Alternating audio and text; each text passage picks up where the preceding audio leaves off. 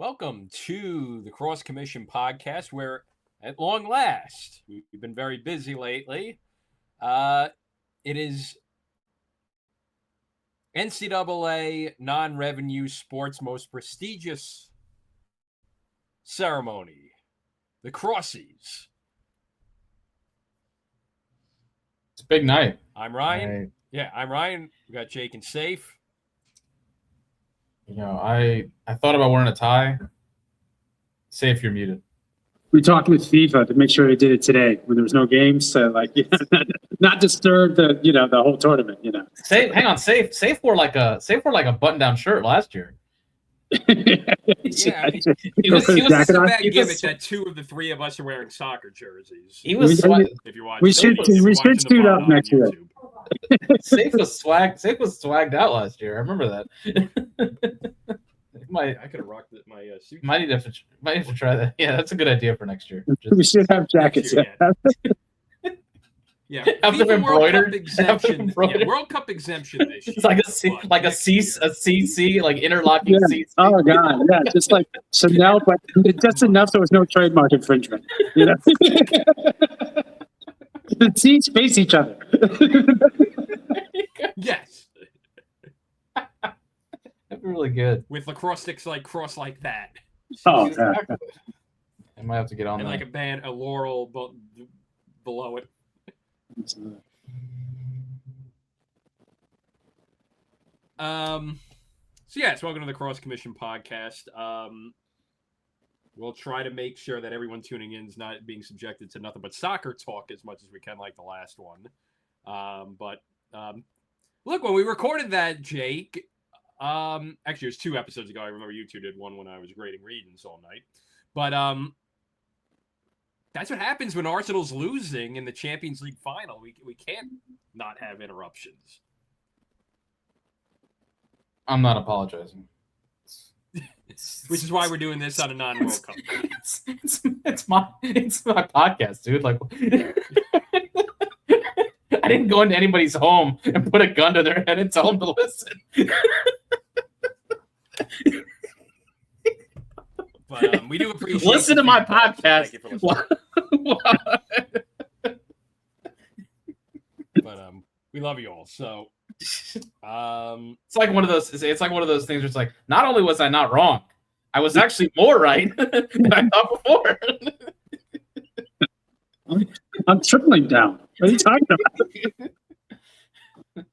Upon further reflection, I was more right than I thought the first time. You part of a certain inevitably doomed Senate campaign? Well, it's maybe not. Let's not, but No, I'm not.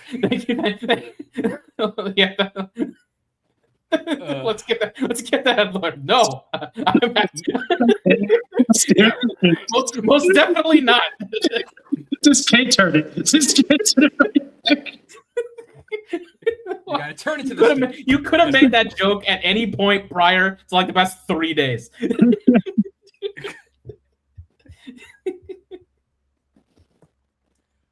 All right, now that I've derailed everything, where shall we begin? Do we want to talk a little bit recent news and notes? We got a couple assistant hirings, or do we want to start with World Cup talk, then progress away back to on topic with lacrosse? We got to do a little World Cup, right? Just real quick, yeah. I don't think we have any news, really. A couple assistant holes being filled at Ohio State and Syracuse. Ohio State hired. So there's still 2 open head coaching positions now. There's UMBC, which apparently seems close to filling it, somewhat imminently. I believe. I don't think they have one nailed down yet, but it seems like they're getting there. Mercer is open because Ryan Danahy took the offensive coordinator job at Ohio State. So, that happened last week, I think. So that job's been open for about a week. Last week. So still, a couple open head coaching jobs. Kyle Gallagher went to Ohio State for the defensive coordinator position from Bucknell. Syracuse promoted Drew Bezic to defensive coordinator. He was their volunteer assistant this past year, or their third. There's like 3 assistants now, so I don't know if it technically still is a volunteer assistant position. And then Maryland's offensive coordinator position is still open, which has been open for, I want to say, almost a month now, I think, because when did the World Cup started? June 11th, right? So, and that happened. Yeah, June 11th. It was on that Thursday. Was the opening match, and I'm pretty sure Phipps resigned that weekend. I think that all went down that weekend because I was moving that weekend, I remember. So I think that means that it's been close to, this will be 4 weeks. And it's interesting. There's not a lot of, either nobody knows what's going to happen, or maybe they've made a decision and it's just being kept very, very close to the vest. I'm not sure. But it is a bit interesting that it's, taken, because the bulk of recruiting season happened in June. Mm-hmm. So, you're kind of now. Yeah, and the summer club circuits, you're already halfway through the summer season in a little bit. Yeah, pretty much. They've been kind of without a assistant offensive coordinator during that process, which Maryland's done before when Bobby Benson was the offensive coordinator, and he didn't really do any of the recruiting. Tillman basically did the recruiting. So, that's a bit of interesting. We'll see how that plays out. Oh, Jim Berkman retired at Salisbury. I don't know if I don't think we talked about that I think that happened in between our last pod, and then the 5 for 5 got approved. So, in the NCAA. Guys now have it will be interesting to see how it plays out. In theory, if it all goes into effect for this upcoming season, there's a whole host of pretty prominent names that will have a extra year of eligibility. And so in essence, we're we thought we were exiting out of the kind of COVID super team era. In effect, we kind of will be going right back into that, because you're going to have, everybody, even if you've played all of you, like 3 years so far, if you play 4, you're going to get a 5th year that you can use. And of course, there's it's going to be a very similar kind of process, again, if it all plays out, to what we had in 2020, where, I'm just going to run down a list of names for you here. Nate Kabiri, Colin Burns, Tucker Wade, Ryan Goldstein, Willem Firth. Those are just some currently rising Ivy League seniors who could have a 5th year if they so choose to use it.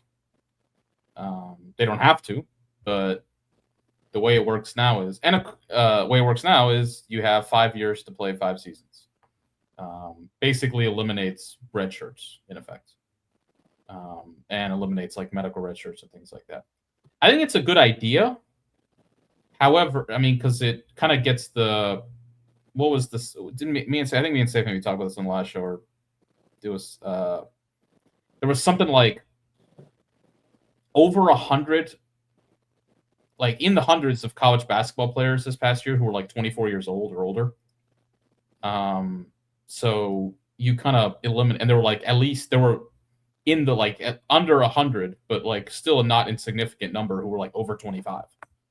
So you get rid of that piece of it.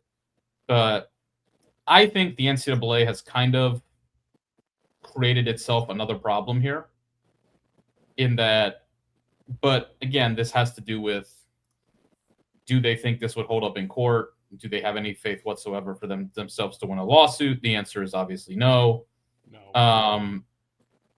Billable hours will be the biggest winner of this Yeah, I mean, there's already apparently lawsuits being like written up for guys who graduated this past year to get grandfathered in. The most, I think, equitable and reasonable way to do this would have it go into effect with this year's freshman class. So this year's freshmen are the first ones who will get the, when they become seniors, they'll still have another year or 5.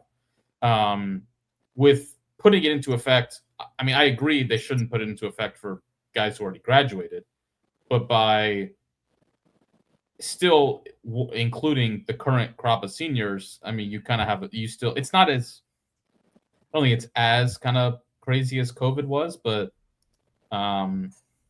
you still have a potential issue on your hands. But again, the easy answer as to why that's not the case is because they figured they would lose a lawsuit. And,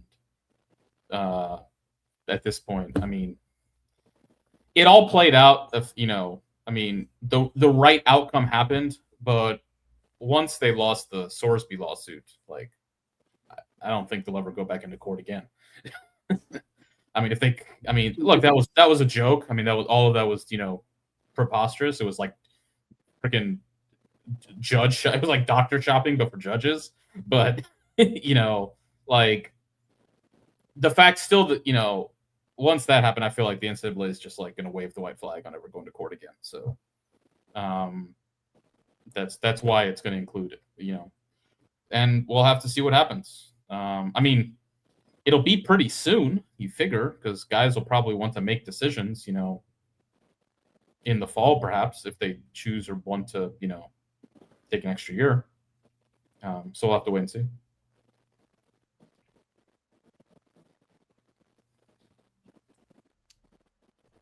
Alrighty. Should we get a 5th year? It's US Team USA. Everyone's a coach.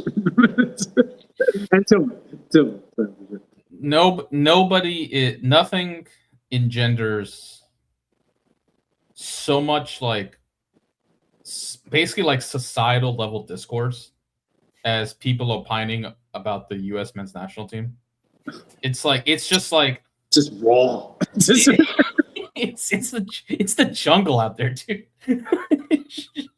It could fit any single one of your priors, political beliefs, your own upbringing, your own heritage.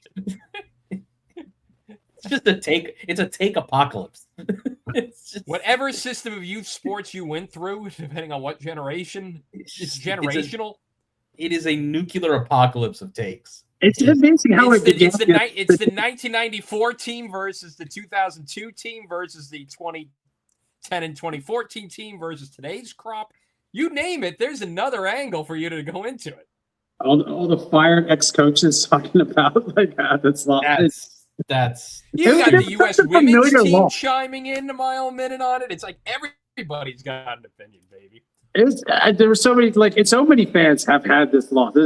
Jets fans, I heard there's all a few jokes like that, right? It was like, this felt like a Monday night, before I came for the Jets, like, I've definitely gone through Eagles, NFC, pre-T.O. McNabb era flashbacks. Maybe the Rex era Jets. I think this day and age, that the Jets are going to lay an absolute egg on prime time. And the movie World War Z, where Pitt's talking to the one doctor, when they travel to Israel, and he's like, you got to find the 10th man, and if there is no 10th man, you got to be 10th. Like, there should have been a 10th man that should have been like, whoa, fellas, Belgium is gonna smack us. Because I knew that before, I was like, we're gonna drop kick these guys into the sun. Okay, I was like, we're gonna call it the Elite Eight going forward. We're not gonna call it the quarterfinals anymore. It's gonna be the Final Four. And absolutely, the Red Devils just put a gun in our face. It's just like, give us your lunch money. Here you go. The thing that's lost in all this discourse, though, is that this is not the same Belgium team as 2014. This Belgian team, the entire tournament was showing that it's the last gasp of a golden generation that's well past their prime. They were barely getting through the tournament, and then they freaking blew us out. I mean, it was look, like out of all the opponents the U.S. could have had in this round of 16, I think only Canada, Egypt would have been the better one that would go against the Belgium. I mean, look, there's no way around it, and this is part of why like some of the discourse and stuff is so like silly. Is like they played the worst game they've ever played at the World Cup in the biggest possible spotlight. Like, and it's like there's like what in some ways it's like. What do you want to do about that, dog? They all shit their pants at the worst possible time. Like, I understand that. Like, I get it. Everybody's got to take about like it costs too much for my kid to play soccer. I don't disagree. The cost is prohibitive. Everybody's got to think about like, what if we just shipped off our 15-year-olds to like academies and said, hey, better good luck, sink or swim. It's like, but it's like at the end of the day, when you really just get down to brass tacks. I don't think you can get around. I've watched a lot of these guys play soccer for like, I don't have any, like some of these dudes look like they'd never played soccer before, like in their lives. Like if some of these guys played this way for their club, they would not see the field for like 6 months. The coach would be like, see ya, end of the bench. Like, I don't want to see you again. Go train with the under 18 kids. Like, just get out of my face. I mean, listen, you guys can talk about it. But like, as a avid soccer watcher, of 4 weeks. It was just like Belgium was better. Like it was like that's what like we played better. Like they made. I think the Belgian, like again, hindsight toward because I had so many takes about that. I was just like the Belgian coach should have demanded Belgian play so that Belgian play so that just to get ahead of it, and then Pochettino should have been like, no, we want to respect, and then Belgian could have been like, I don't want to be distracted, and then everyone would have saved some face.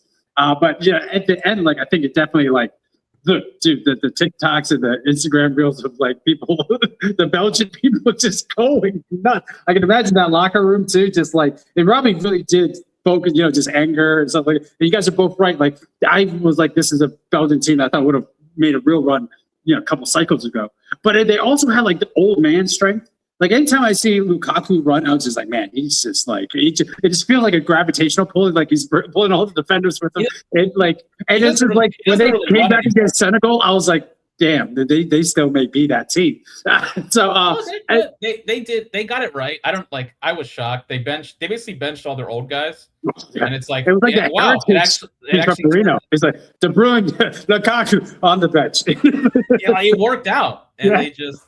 But, young boy, that's what we need. I was talking about like assistants need to be young boy. I was like 28, 29, maybe. No, that game looks way different if they don't have if they're like Lukaku doesn't run anymore. I mean, like he has the turning radius of like a like a it's like a line. It doesn't make many runs. He doesn't. So like if they had played those guys, it's a hard run, Jake. Like Fonz would say. But no, I mean the thing is like, if the Balogun thing had an impact, which I think it probably did to some effect, that all that says is just like these guys weren't mentally strong enough anyway. In which case it's like, okay, that's just an indictment. Like that's just that doesn't reflect. If it had that much of an impact, that's actually an indictment. If you're good enough, that's not a problem. Like if you're a good enough team, that is not a distraction that inhibits you. No, like they played the worst game I've ever seen them play. I mean, in the World Cup, the only game I think that they played was worse was no, actually I don't. I think that was the worst.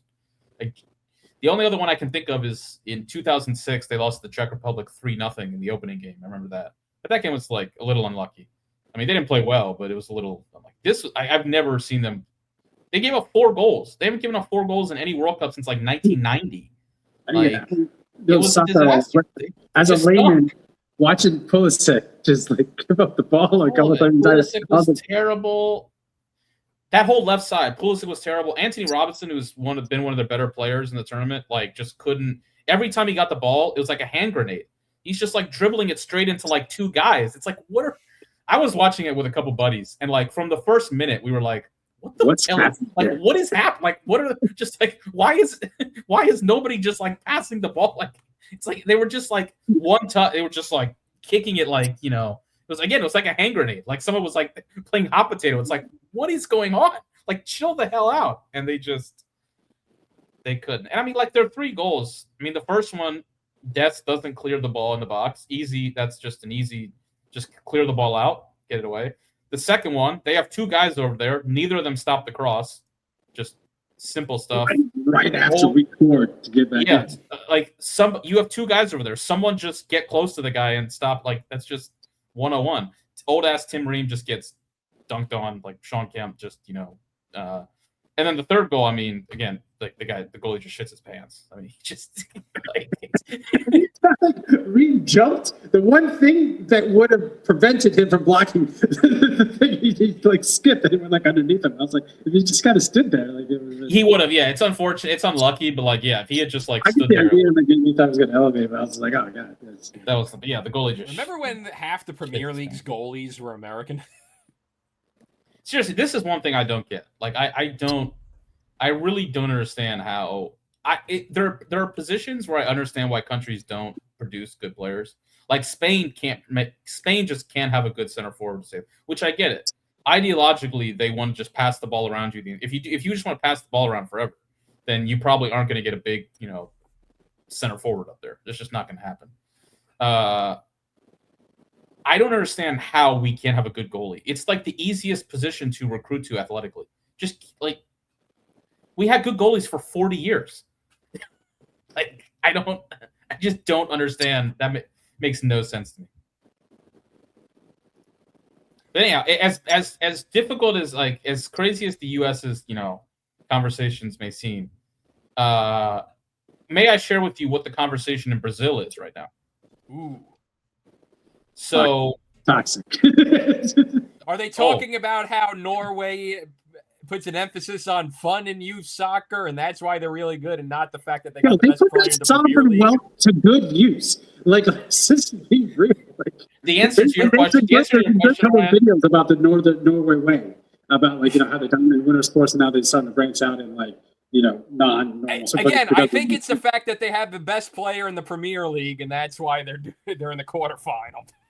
The answer to your question, Ryan, is no. I'm going to read a headline from a article. Let me see if I can find where this article is. While you're finding that article, I also like to point out how everyone's saying oh, this World Cup's going to inspire so many boys and girls to take up soccer, and I'm like, I feel like soccer is at worst the second or third most popular sport among kids. It's basically impossible to not find a soccer club at least in the community. I think this could have been. I think this could have been big. I think if they had won that game on Monday and lost, even if they had just lost a hard fought 2-1 loss to Spain, I think this could have been pretty big. And now everyone's just like, wow, those guys are losers. I'm good. I'm good. Next year we get the women to actually finish a job. It does suck. The story, the one thing that's 100% true about U.S. soccer in the U.S. missing the World Cup in 2018 was a generational fuck up, because if you look at just soccer interest, everything was going up for 30 years going to that, and just up. Interest levels, just in terms of people interacting online and things like that, and then the arrow just stopped going up when they missed the World Cup. And when something that catastrophic happens, you need something equally big to rebalance it. And COVID hit. Well, no, I mean that, but this World Cup was the chance. A home World Cup where you go far is the chance to balance out that mistake. And now listen, if they make the quarterfinals of the next World Cup, sure, it could do it. The problem is after this, it's if we can't do it at home, when's it gonna happen? Anyhow, then, I don't know where the article is from specifically. And you have the MLS behind a paywall. Yeah. So anyway, here's the conversation from Brazil. Quote, "If we pray like a gringo, then we play like a gringo." And the current conversation in Brazil appears to be that there are a group of people who believe that the thing that is behind the collapse of the Brazilian men's national soccer team is the country's move towards Protestantism and move away from Catholicism. There are some incredible Twitter threads about this. The discourse connecting Brazilian soccer to Protestantism points to a deeper cultural claim that Brazil's football decline is not merely tactical, generational, or administrative, but spiritual and civilizational. The argument is that the old Brazilian style, playful, communal, improvised, joyful, almost liturgical in its beauty, emerged from a Catholic cultural world where celebration, embodiment, festivity, and collective identity were natural. Football was art, dance, procession, neighborhood, and gift. Brazil's decline obviously has many causes: tactics, European club football federation dysfunction, money, coaching, player development, and global competition. All normal factors. Yeah. But the religious argument touches something that statistics miss: the loss of a national soul, or at least the feeling that Brazil no longer plays with the same sacred joy. It goes on to post a chart that shows the decline of Catholics in the Brazilian men's national team. So as crazy as it seems, by the Puritans. As crazy as it seems here, like it says the decline of Brazilian football, a story in 4 pictures, and it has like pictures of Pele shaking hands with the Pope, and then like Neymar crying. So as crazy as it may seem here, this is the conversation they're having in Brazil. Like, who built the Christ the Redeemer? I mean, like, they may have some points, It was the big things, They took it down. Well, I mean, I don't know if it's just that, but I do feel like Ronaldo kind of had this point about steering to our team, Ronaldo closure for this company. But it's just like when he was saying like his kids are good, they're going to be athletically blessed and everything. But like they obviously won't have the hunger that he has. They're like the lack of luxury and stuff like that. And I was like, all these guys, like Pele's, like Ronaldinho, like all these big time older legends in Brazil, like they're just kind of like coming from, I don't know, directly from the favelas or whatever. You've been like coming from a less wealthy background. So I thought it was more that I saw an article. It was like too many of their players go to foreign leagues and that they should be staying at home. I saw that, but I didn't see the Protestant angle, which is kind of thing. I mean, the answer is that this is just true as sports in general. Like, it's in any sport in any country, you are getting.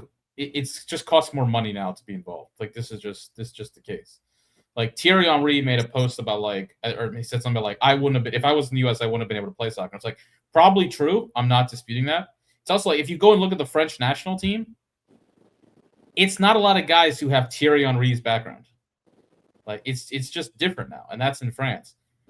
The story of the point of soccer is like, if you're not a country that can like mass industrialize and produce talent, if you cannot produce talent on a mass scale, you don't have the infrastructure, the industry to do so, you're not going to win. It's like there are 4 countries that really have the ability to produce talent on like a just consistent, like just churn them out over and over and over again. It's France, who might win the world. I mean, are one of 2 most likely teams to win the tournament. England, who definitely could win the tournament and have been way better in the past like 10 years. Spain, who probably will win the tournament. And then the one that like doesn't make any sense is Germany. I have no clue why Germany's like not good. This makes like absolutely just like no sense whatsoever. It doesn't, but they're like the outlier of like Germany should be much better than they are. And then the other team who might win the Argentina. But Argentina is just dog. If I take Messi out of this team, they look a lot closer to Brazil than they look to France or Spain. Like, they're going to have the same problem that Brazil has right now if you take Messi out of it. Yeah, the only alternate way you can do it is the Morocco method, which is claim everybody who has lineage to your country. Yeah, it's an entire team of diaspora guys, which is cool. I'm not like saying it is a bit blackpilling in the sense of like, who's the best non-European or Argentina team? The team that its entire team basically grew up playing in Europe, in France, or like most of Morocco's team was born in France or Spain in that system. So, it's not great. I mean, it's honestly it's like college football, like pre-NIL transfer portal, where it's like there's only like 4 or 5 teams. Morocco might be like the Indiana of like the equation. Disruptive. Now, like, but it's like like the teams that win are Georgia and Alabama and Ohio State, because they're the ones who can financially do this. And I mean, that's the thing with the U.S. It's like, why is the U.S. better at soccer? Like, many reasons, but the bottom line is, it's freaking hard, dude. Like, 5 countries have won the World Cup in the past 50 years. Like, it's a hard thing to do.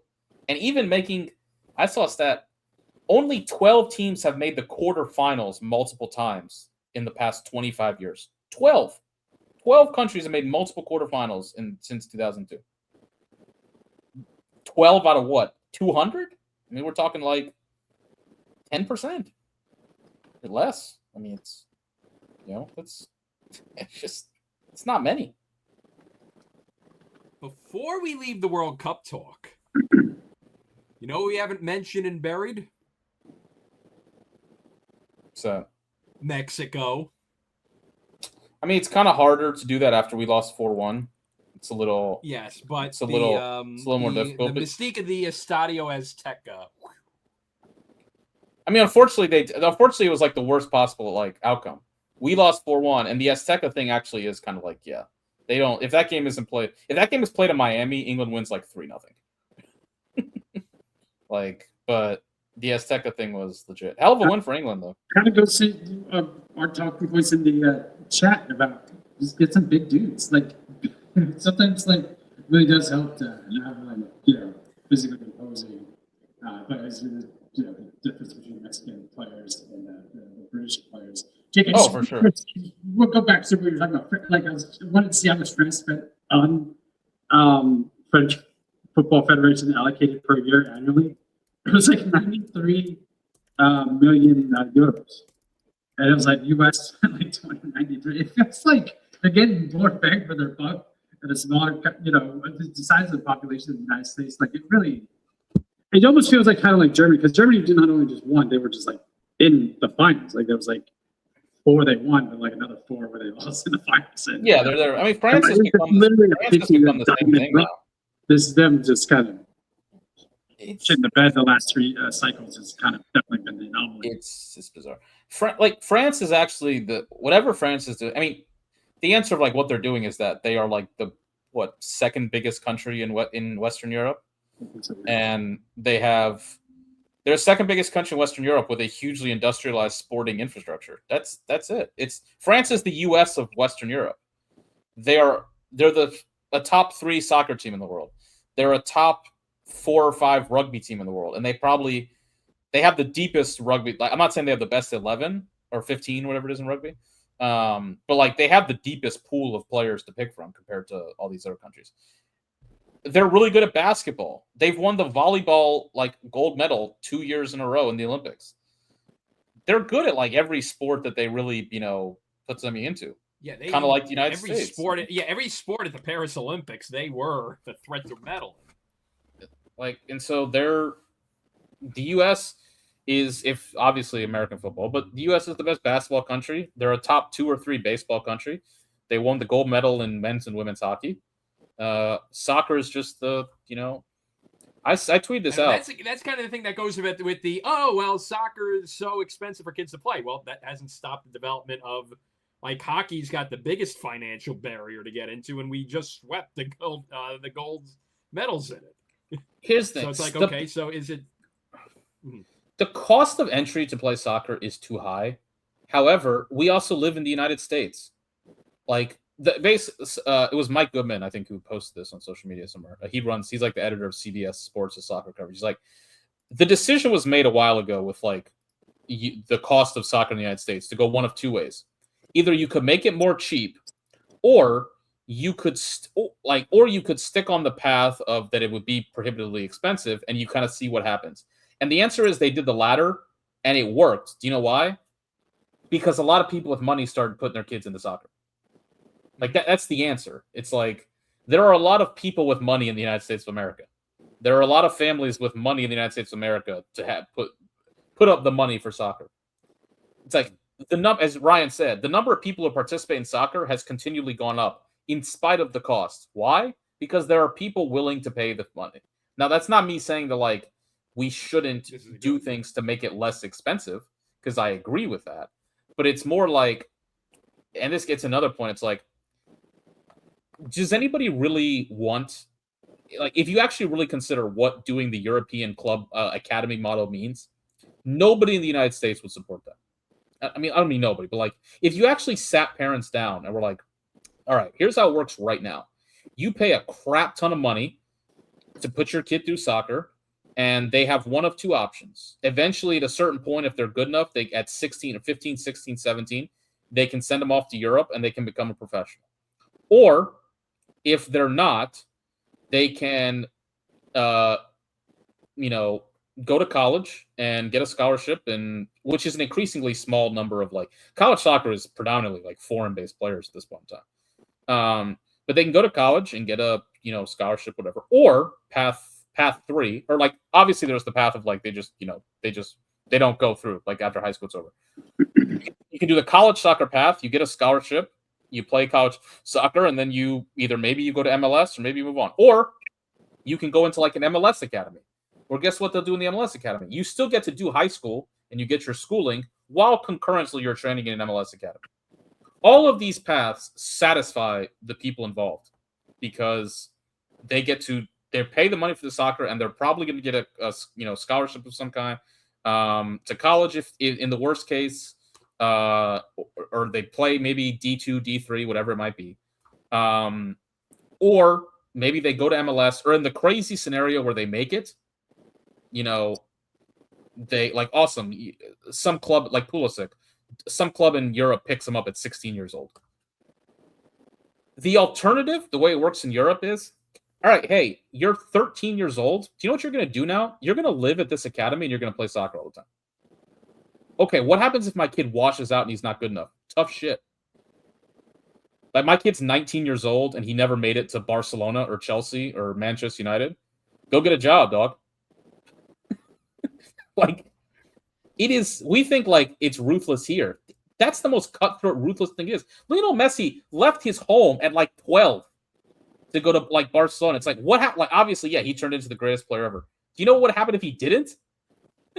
They would have told him, that's it, dude. Like, the only thing that comes close in North America is the Canadian Major Junior Hockey system, which is a little insane in its own right. But that's nothing compared to the European soccer system. Like, imagine telling like these parents, like, yeah, we're gonna go from this kind of like really like, in most cases, there is at the end of the line, there is a potential, reward for the money you've put in. To put the money in, which is less, it's less money, but also if your kid doesn't wind up being good enough, he doesn't have a college education and he needs to go find a job.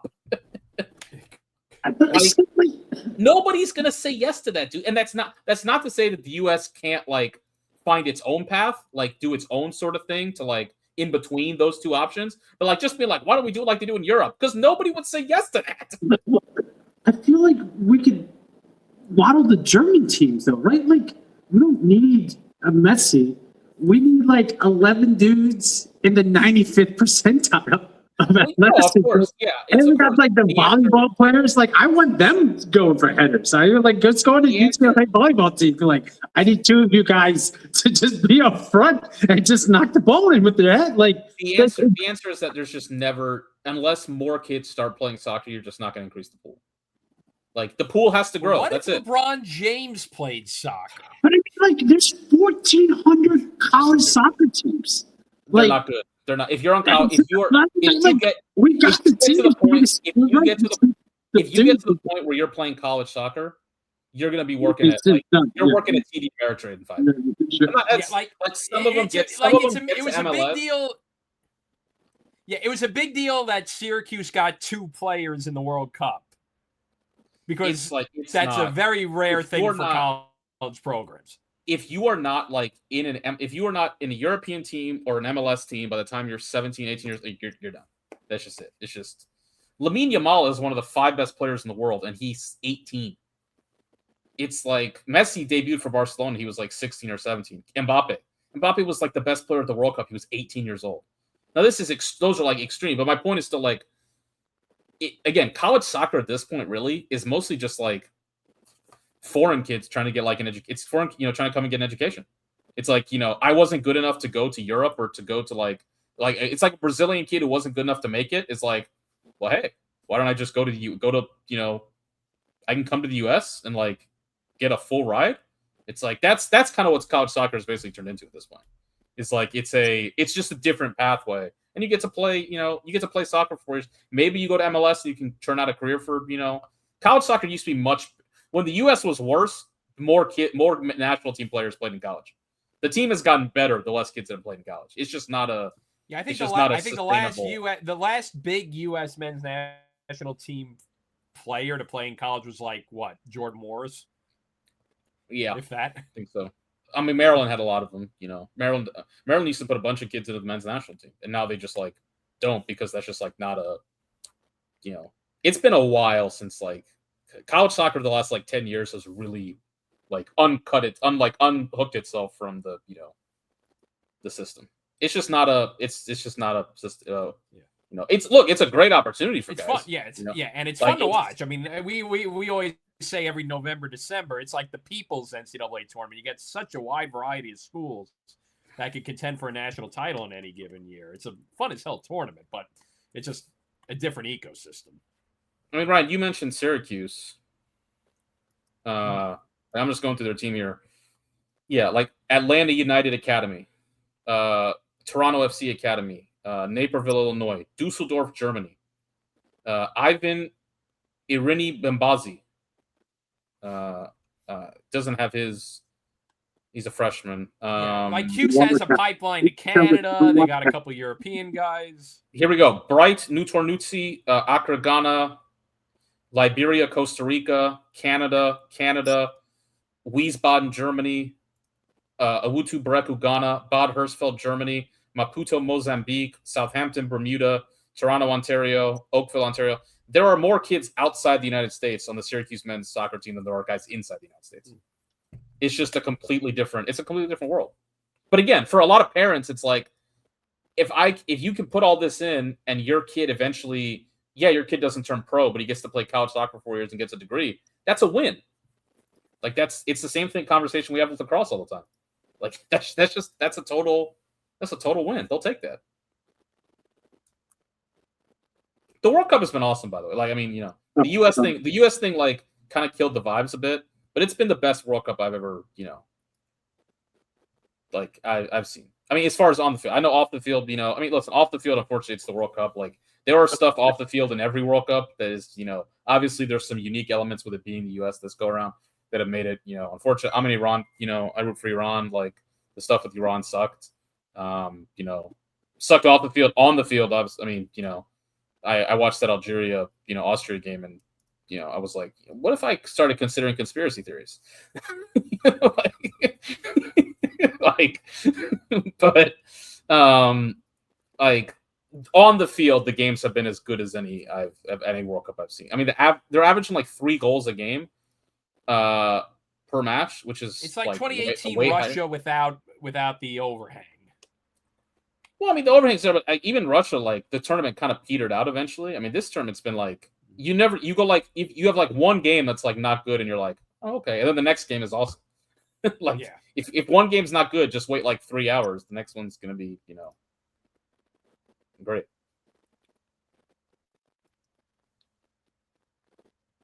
Permanent site. I think it's time to start. I mean, I think they'll probably go back to it in 2038 because there's nobody that can host it in 2038 thanks to FIFA's 2030 shenanigans to get Saudi Arabia the 2034 World Cup. I did hear that some people thought England should host it. They should probably give it to. I mean, they should probably give it to South America, to be honest with you. Though I don't know. There'd be 64 but they canceled that with 2030 with the freaking opening. I mean, here's the thing: it's FIFA can change their rules whenever they want. It's not like they have to be beholden to their own rules. Like they can obviously change it if they wanted to. If the US does have it, I would say it probably will be 64. Honestly, I think they should do 64, just because one, as we've seen, the expansion has not hurt the quality of the tournament. If anything, you could argue it's maybe improved it.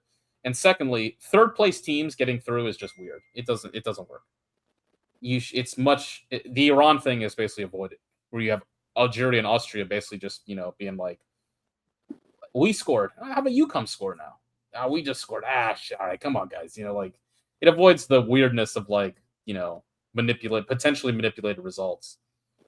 If you just do like 2 teams from each group, I don't know any other way to do it. The other way to do it would be like more like 8 groups of 5 or 6, which is like that's a lot of games. Now you're playing like everybody plays 5 games. The clubs would have if you told them the World Cup's going to go an extra week, the European club teams would like lose their mind. Like if you told we're adding an extra week to the World Cup.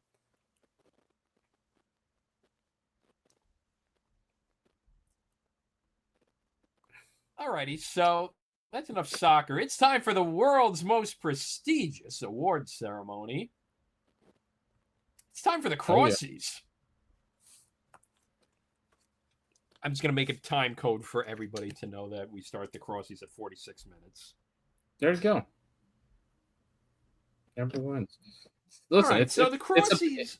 It's a big night. I mean, some people call lacrosse's biggest night.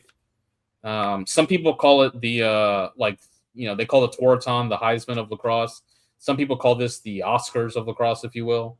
Many people have been saying that. You're hearing it. You're hearing it everywhere you go. So it's big. So, if you're new to the Crossies, the way that this works is we have a bunch of different categories that we make up. Talk about the nominees, we discuss it, and then we award a winner for each of these. So, gives us a good time to look back at the year that was. How about before we do that, have we looked at our predictions from the beginning of the year? Yes, we did this on the Safe Adam and I did this on the Selection Sunday live stream.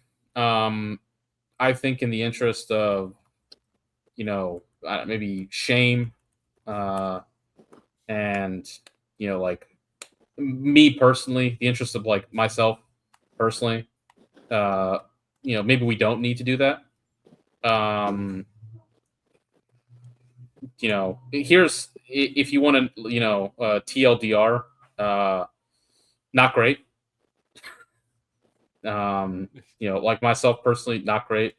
I think you would have to say Ryan and Adam. I think you would have to give Ryan the win this year. Actually, no, we'll do it for Ryan. Because we beat up on Ryan a lot with awards in the past. We're gonna give Ryan his due. Ryan picked Princeton to win the national championship.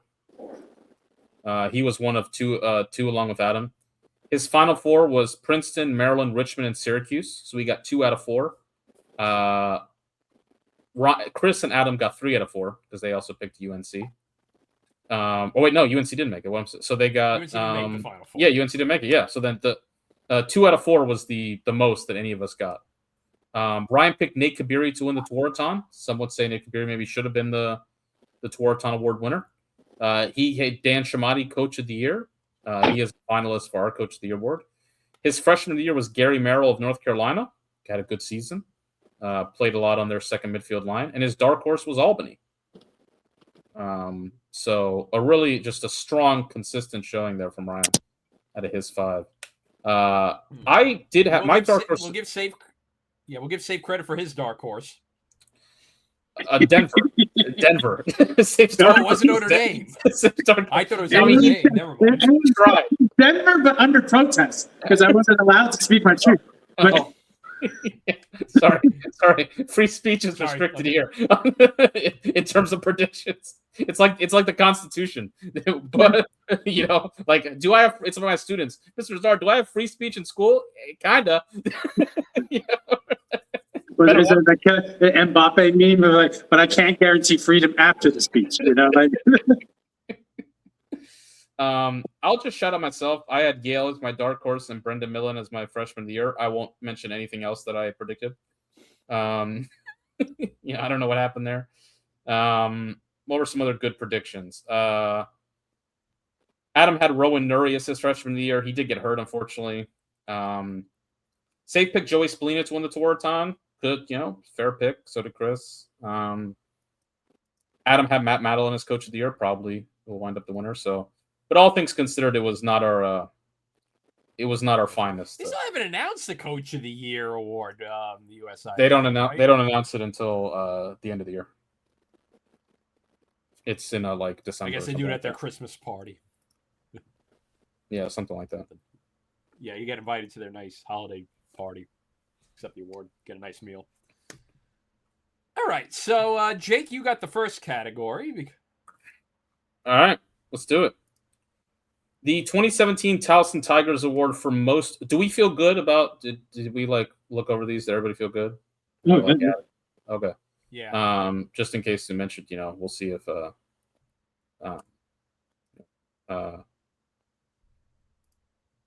right.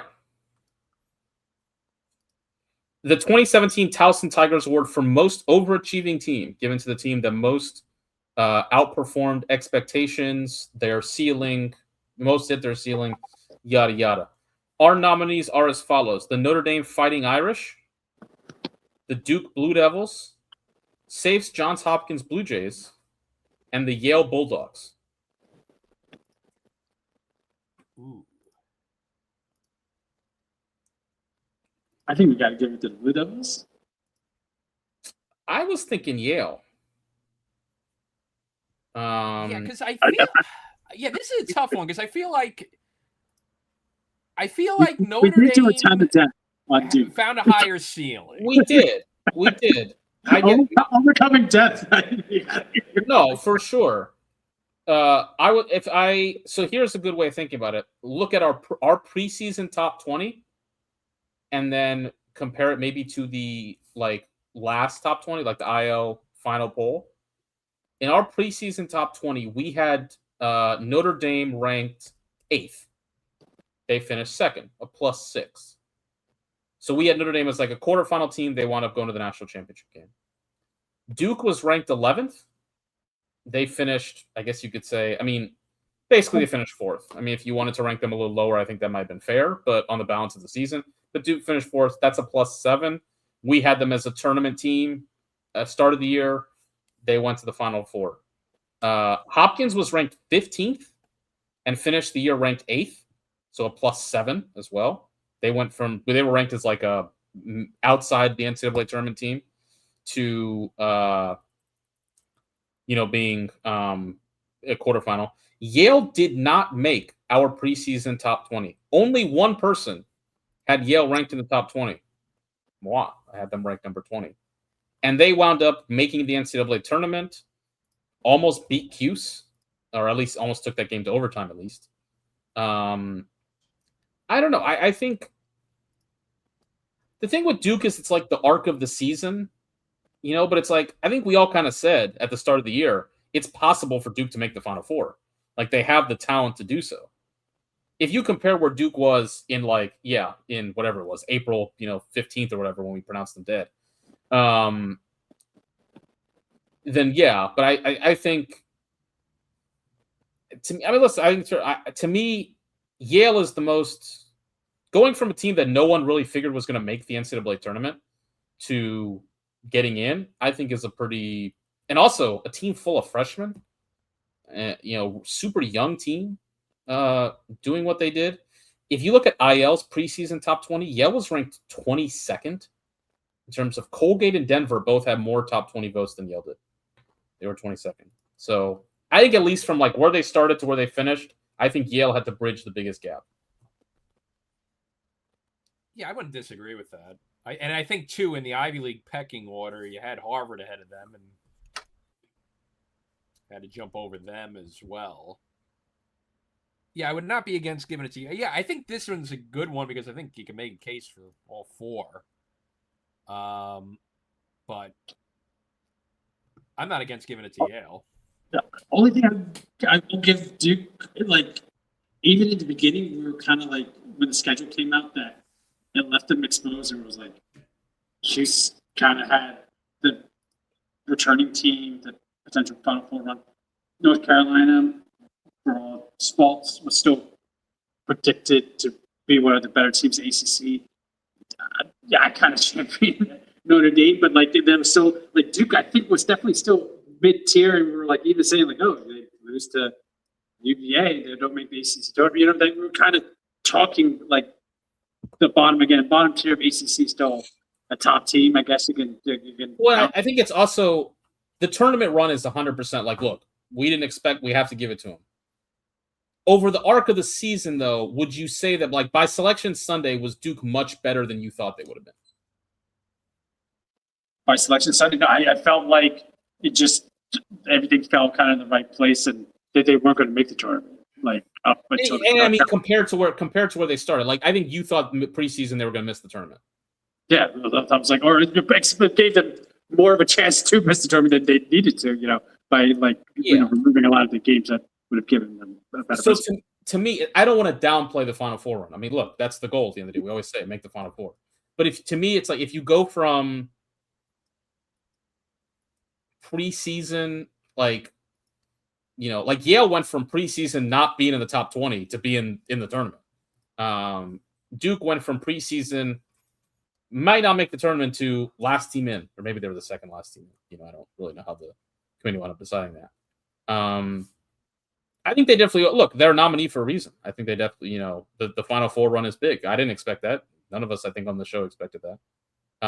I do think Notre Dame's case is pretty good here too.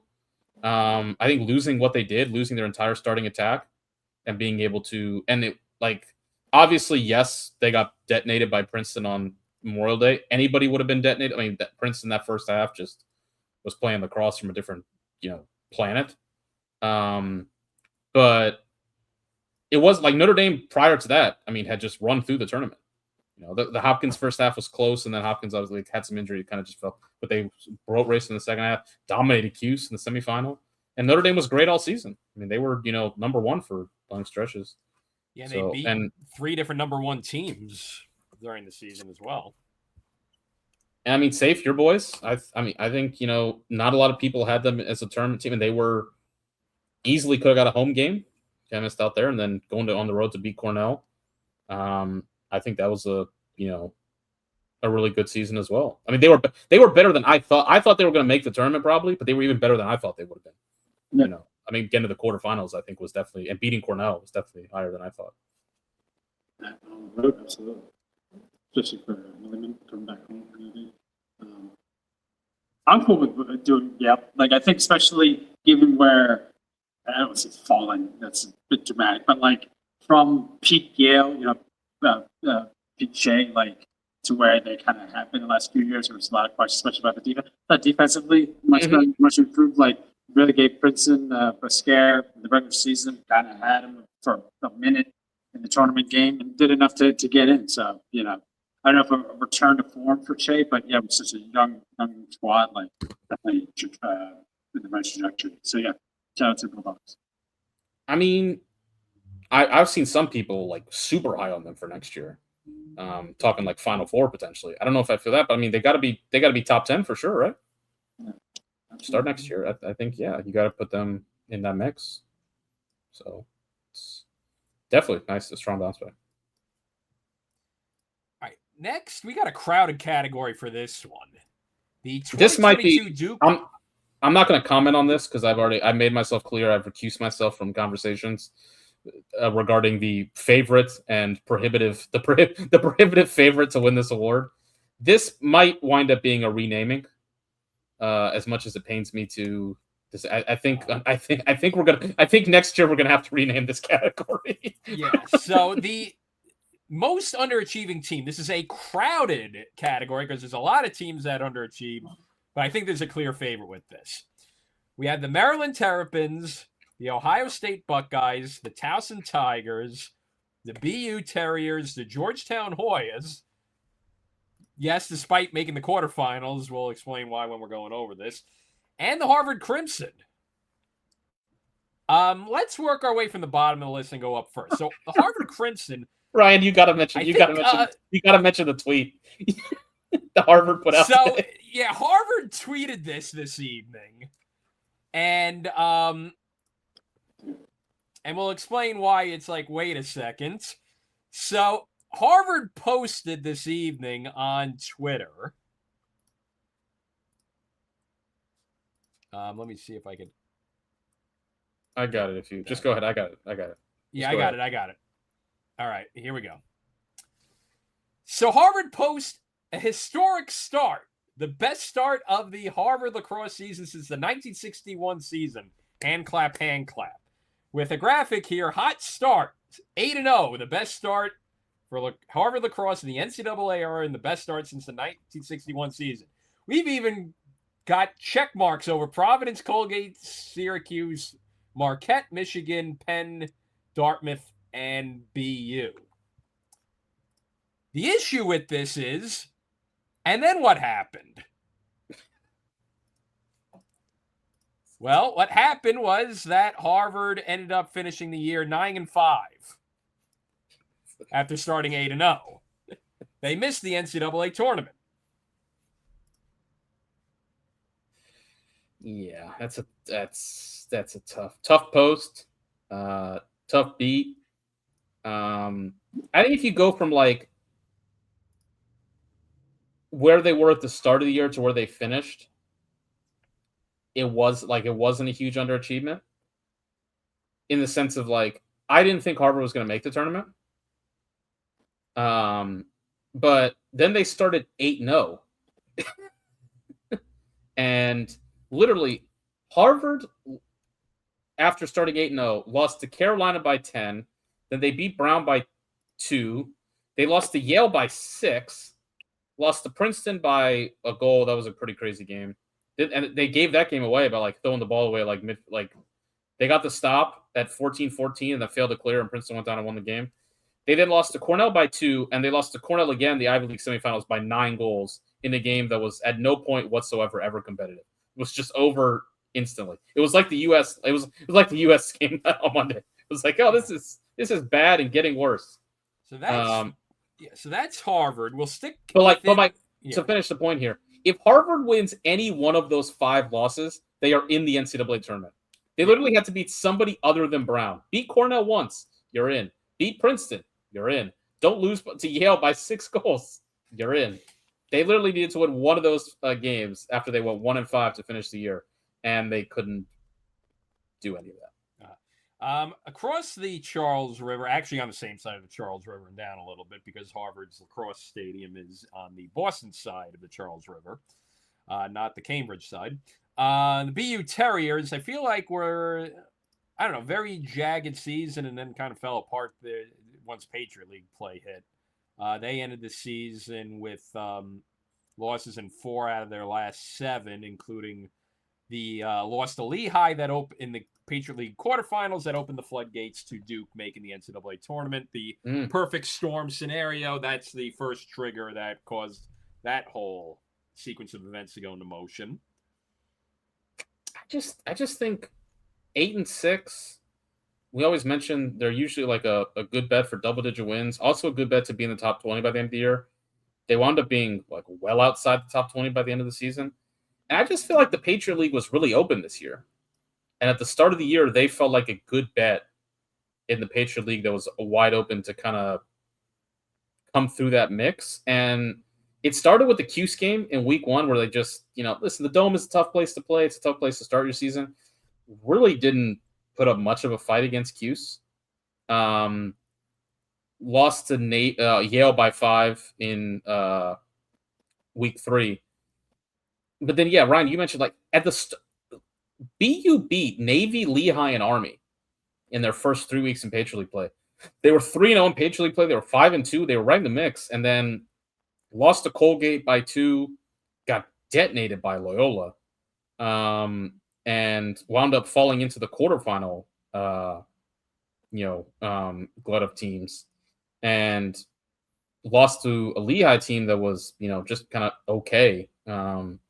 In the end, Lehigh wound up losing by 7 the next week. And on a goal that the cameras did not pick up. Yeah, that's true too.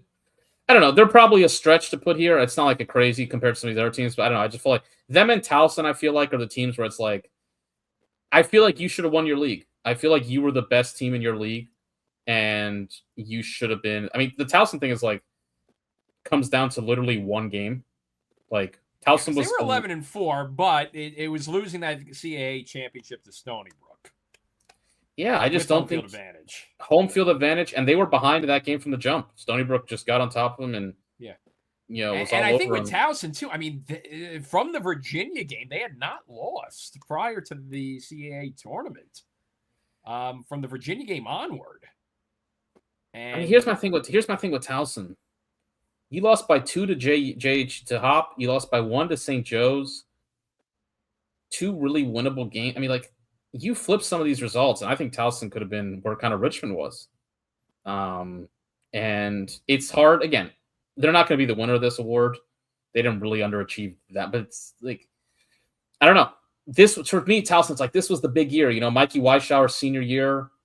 And this felt like the season for Towson at the start. We were like, man, Towson could really. I mean, we talked about it as like a mid-major kind of potential, like Renaissance type year with Towson, Albany, and Richmond. And Richmond obviously held up there under the bargain, and Albany did get in the tournament, but got just wiped off the face of the earth by UNC. Even Albany, I could look at like kind of starting the season slow. Granted, none of their losses were like bad, but I mean, some are like uncompetitive. Like they lost to Yale by 13 goals in April. Lost to Penn by 5, UMass by 6. So, but there's really, I mean, look, there's one team really here, but there's a couple. I think there's a 4 that's like. Let's go through the other categories. I think Georgetown, they did very well, but the issue is it comes down to that quarterfinal. The quarterfinal no-show against Duke, and again, we were talking about, as you're saying, potential for mid-majors, and no one took advantage of it. Well, I think the biggest blatant one was how Georgetown was an absolute no-show against Duke. And that gets them on the list. And then we have Ohio State. I mean, Ohio, part of it's too with injuries, yes, but it feels like Ohio State. It's the offense, man. I mean, safe. You did. You said it all year. It's like it's a money ball. Top 3 defense, top 3 goalie, top 3 face-off, but an offense that's borderline, bottom. Borderline. Safe. How many goals you had this at one point? How many goals did they average per game this year? Shit, sorry.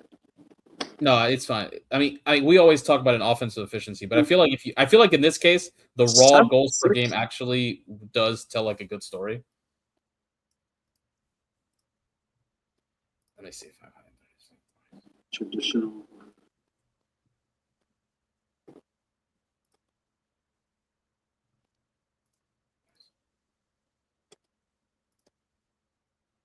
All right, Ohio State scored 144 goals this year in 14 games. So they averaged 10 goals per game. If I just take it from the Georgetown game onward, they scored 43, 50, 59, 70 goals in 9 games. So that is an average of 7.7 goals per game. If Ohio State averages 2 more goals per game, even 1.5. Let's say they average 1.5 goals per game from 7. If they were a consistent bet to get to 9 goals, that's it. Just get to 9 goals. Do you know how many losses they would have had this year?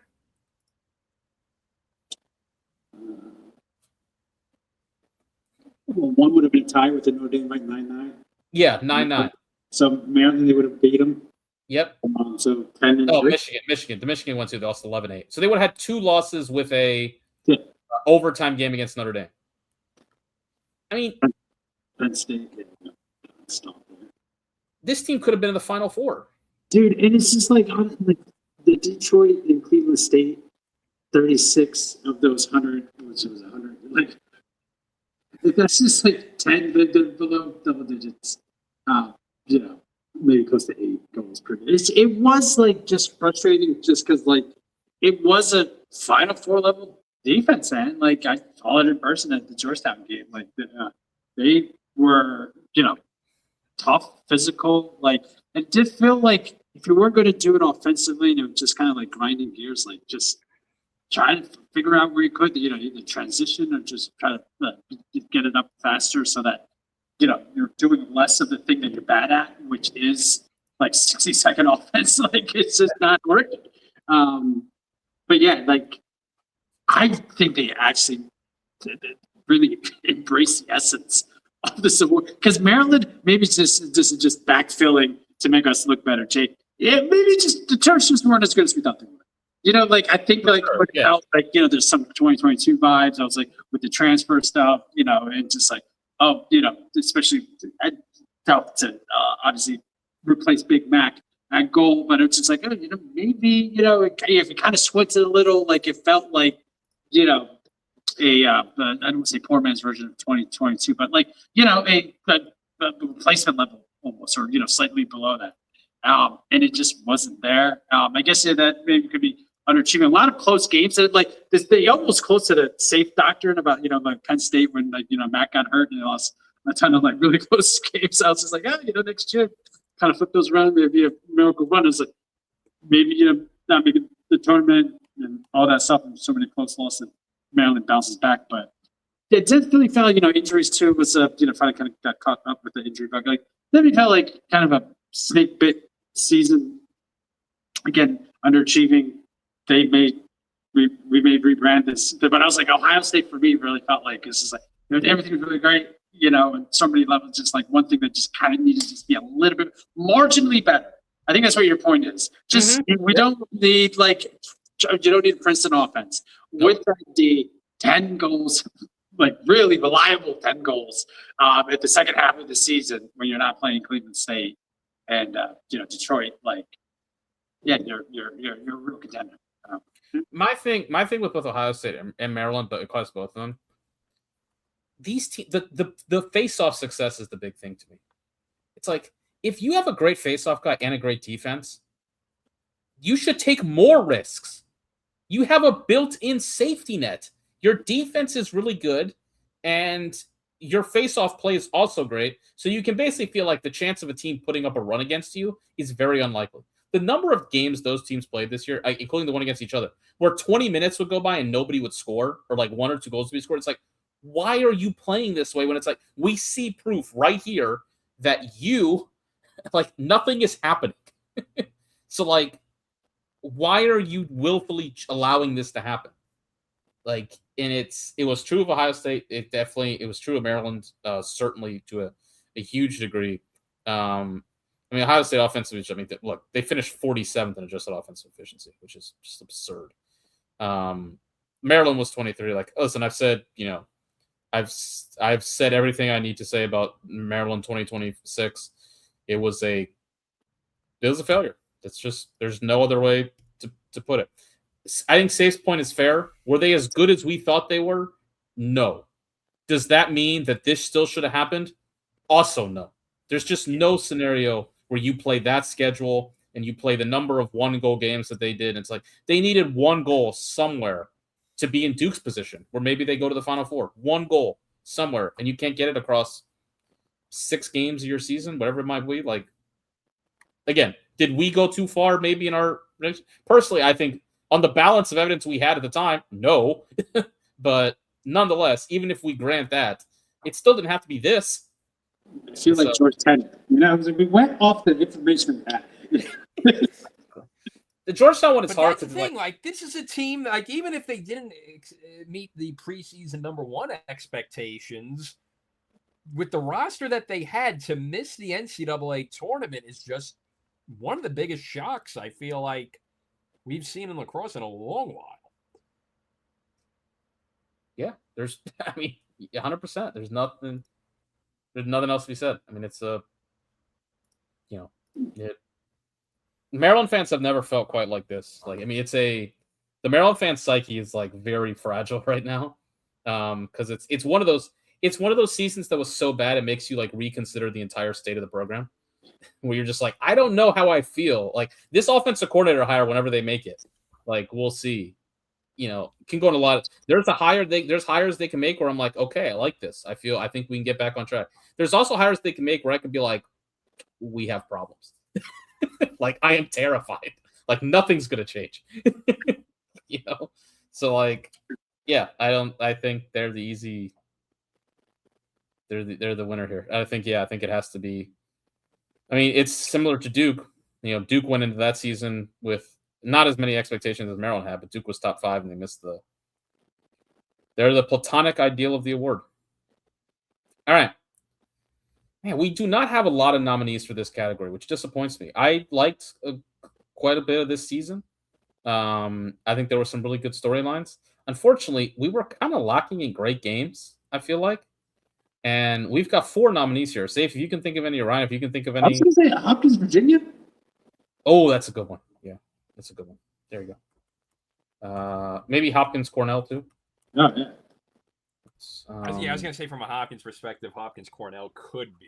Though that Syracuse, was also the quintessential Cornell tragedy of errors is coming back in vogue. All right, so let's do the 2020. This is another award. This is a renamed award for this year.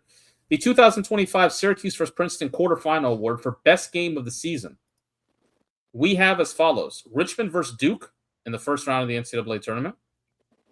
Incredible all-time record crowd there at Robbins Stadium. The Christian Laettner-esque, goal that Richmond scored, where it was like, okay, Richmond is definitely winning this game. To Duke's big comeback in the fourth quarter and getting the win. Syracuse versus Yale, crazy game. That's just a classic dome game in every respect. Syracuse goes behind again, pulls it out, but Yale hits the post, I think, like in the last possession of that game. North Carolina, Virginia, insane game in Charlottesville. Was it like 18, 17, 16, something like that? Virginia ties it up, I think, literally at the buzzer at the end of that game before Carolina wins it in OT. Princeton, Harvard, we talked about it. Harvard kind of threw their season away there towards the end. Hopkins, Virginia, insane. The Hopkins, I mean, depending on where, it goes, you could argue sort of changed the course of, definitely Hopkins' season. Maybe Pete Milliman's tenure a little bit at Hopkins. I mean, that the season looked a little wobbly at that point. Hopkins would have been 3-2 with Syracuse coming up at home.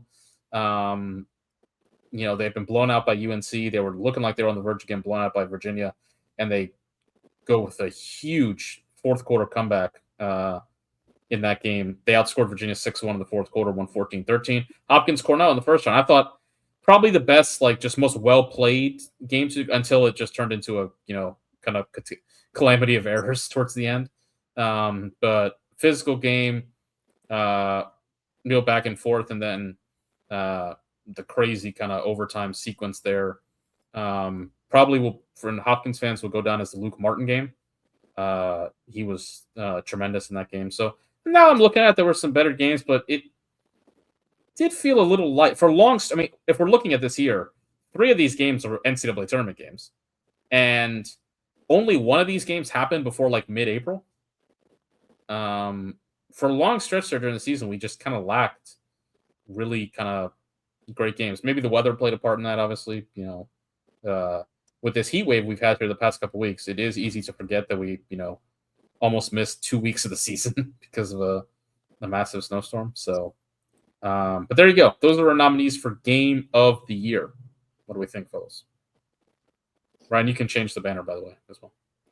Oh, yes, thank you.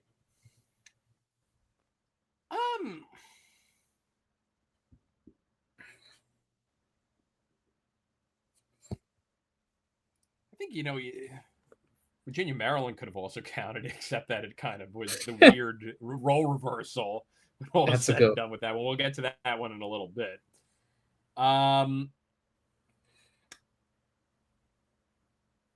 UNC UVA was, I think, if we're talking about a game of the year category, we want to think about which one made it feel like you were on some type of trip. And wondering what the hell's going on here. I think UNC UVA might be the one that fits that bill the most. Again, I think Hopkins Cornell, it felt like Cornell finally wins the national championship, and then the very next year, that is the most Cornell way to lose, where every single bounce somehow, some way goes against them in that overtime. And I think overtime NCAA tournament game will get you into that position. I think Princeton Harvard too. I mean, don't sleep on that one. In terms of being kind of the thing that starts Harvard's spiral, but also B, being Princeton's launch pad. That come from behind victory for Princeton launches them into their championship run after that. So I think that was, we always talk about two ships passing in the night. That game had a lot of implications on how the rest of that season would go. Sliding doors, yeah. I think in terms of an entertainment factor, you go UNC UVA. I think in terms of a storyline for the season, you go Princeton Harvard. And I think if you go in terms of implications or gravity of it, you go Hopkins Cornell.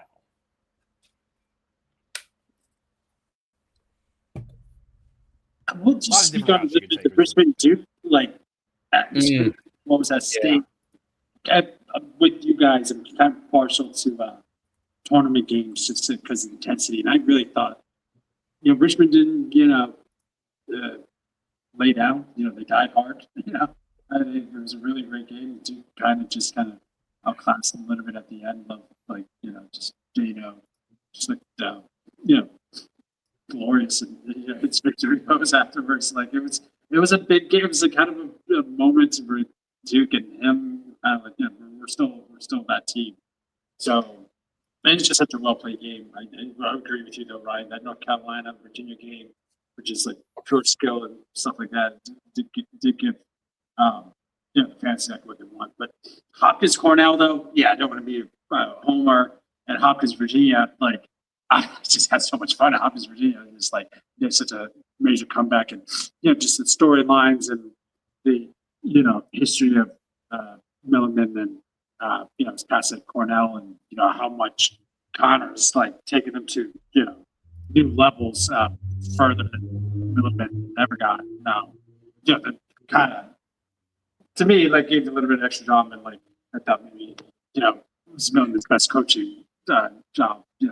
Since that Hopkins, just being able to, Cornell team is definitely a really good, solid team, and being able to take them at home, and with all the stuff, and so it could go a toss up, but that kind of North Carolina, Virginia, or Hopkins, Cornell first round game for me on that, I guess, have everything in them. I think I'm going to go Richmond Duke. I disagree. I think everything we love about everything we love about college lacrosse and just kind of the stage and the elements, I think that was present in that game. It felt huge. It was the biggest thing going on that night. I mean, it was that felt like that was the center of the college lacrosse universe for 2.5, 3 hours there. And as Safe said, the game was really well played too. I mean, definitely the short stick defensive midfield performance I remember from both teams was but that was part of the drama. It was when Richmond went on that run, it was Duke literally cannot stop them. Richmond just was stripped. It was they were lobbing alley-oops for 5 or 6 straight possessions. They were getting whatever they wanted. Ryan always mentions when Duke stepped in the crease, that goal gets called back. It was 12-9, I think. And Duke gets that goal called up. Richmond's up 3 with the ball with 8 or 9 minutes left, or 10 minutes. Maybe it was closer to 12 minutes left. But it was okay, this is it. That was just such everything felt like such a gigantic swing in that game. And it turns out Duke had the last laugh. I think they scored 5 straight unanswered. I think record crowd, well played game. The drama. I mean, the end of the quarter alley-oop goal. I don't know. That's my pick. Oh, yeah, I'm not going to disagree with that either. All right. There we go. Next word I have the pleasure to announce. So, Safe Kadu is a fan of your team award for Cross Commission Team of the Year goes to, and the nominees, and maybe it's a bit cliche for me to say, but they're all winners in my book. But the Richmond Spiders, the Princeton Tigers, or the Notre Dame Fighting Irish. Here, I'll vamp a little bit. You guys get your thoughts together. Richmond, remarkable effort. Fell short, but just really had a great season. almost undefeated like regular season, really brought it on all their non-conference games. Just handled Virginia, handled Georgia. Like it was just like a team that we kind of always wanted them to be, and like they just kind of got cooked by a Duke team. That cooked as a pejorative. It was a really close game, but they got caught by a Duke team that just like kind of found the magic at the right time towards the end of the year, very kind of like locked in. Notre Dame Fire Irish team, dear to my heart. We love just the passion of the core again, just pop and circumstances. I think it is kind of maybe the best show in college lacrosse right now in terms of like just what Armada is starting to become. It's just like a real focal point for the spring season for this team, and I think they are a true glamour team, like maybe a slightly nouveau reach in terms of like historical legacy, but definitely just really kind of like just taking the mantle of the team of college lacrosse and really done well to showcase themselves. Like last not this piece of 2025 didn't make the Final Four, but really just essentially 3 out of 4 title games. Like just kind of like everybody probably was like a bad comeback loss to Penn State from being 4 straight Final Fours, and then United Jake and Brian were always talking about like they're really close to getting the consecutive NCAA tournament wins record all together. So like just really like just a dynamic team, and many people doubted them. Not me. It was on the record. But just great to see, like, again, it's not about me, but it's great to see that the team, like, it really was able to, do as well. But to me, gotta go. You can call me a homer, call me a Jersey homer, but yes, I do love that the center of gravity of college lacrosse is back where it rightfully belongs in New Jersey. The Princeton Tigers, like, it feels a little bit like they're kind of like our Big Short, especially after 2022. We're like kind of all in on Princeton. Not that they disappointed, but just didn't reach the Final Four heights. And I thought this year, like, they were just showtime. I went to a lot of games, obviously, so seeing them live. Crowd was really like, I wasn't there in the 90s. But it was packed every game. Like, definitely like showed out for other teams, but definitely like the Princeton was, really put behind the team, and just I really was entertained. Just the way that they were doing, especially the semifinal game and the Notre Dame game as well. Just like these alley-oops, these great passes, like just fall away shots. Like it just was just we're like this was a team that we kind of were hoping to see that kind of had that offense, but didn't really have that D, and just like kind of really just put it all together this year, and just really was a phenomenal run. And a couple hiccups, the Penn State game early in the season definitely gave me some pause.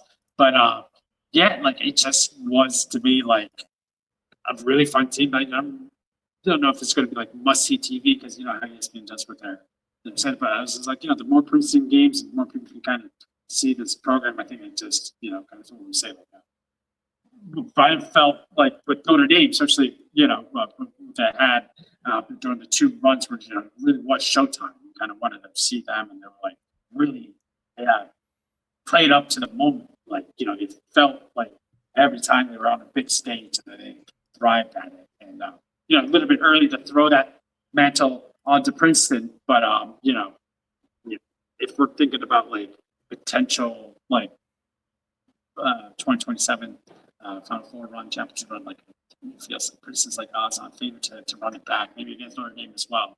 But I could definitely see like a repeat of this year's like championship game next year, and kind of just goes to show the program that Madeline has created, and fostered, since his hire. So to me, kind of, Princeton, but again, all 3 winners in my book.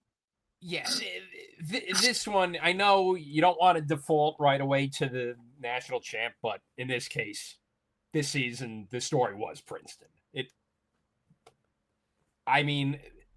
That NCAA tournament run as a top seed, I've been watching lacrosse for so many years. Watching college lacrosse since mid-2000s. I don't think I've seen a team that had such a massive tidal wave of runs. I know I always say lacrosse is a game of runs, than this Princeton Tiger team did. That national championship game, after that first timeout, when they were down 3-0, Madeline takes that timeout. From there until the halftime buzzer was the lacrosse equivalent of a Cy Young pitcher pitching a perfect game. Yeah. It was otherworldly. When this Princeton Tiger team was on, and with the exception of the first quarter of the season against Penn State and the first Cornell game, they were on. They ended decades-long anguish against Maryland, against Syracuse, getting over the Cornell hump to be the launch pad for their tournament run. Getting the Cornell monkey off their back before the NCAA tournament run gave them such a confidence boost and got them the number 1 seed to boot. And then compared to other top seeds, they had arguably the toughest quarterfinal against Penn State. And Penn State was giving it to them for 3 quarters. And then the way they pulled away in the fourth quarter there. And it was them and Notre Dame that were the best. It was clear by April that them and Notre Dame were the best 2 teams in the nation.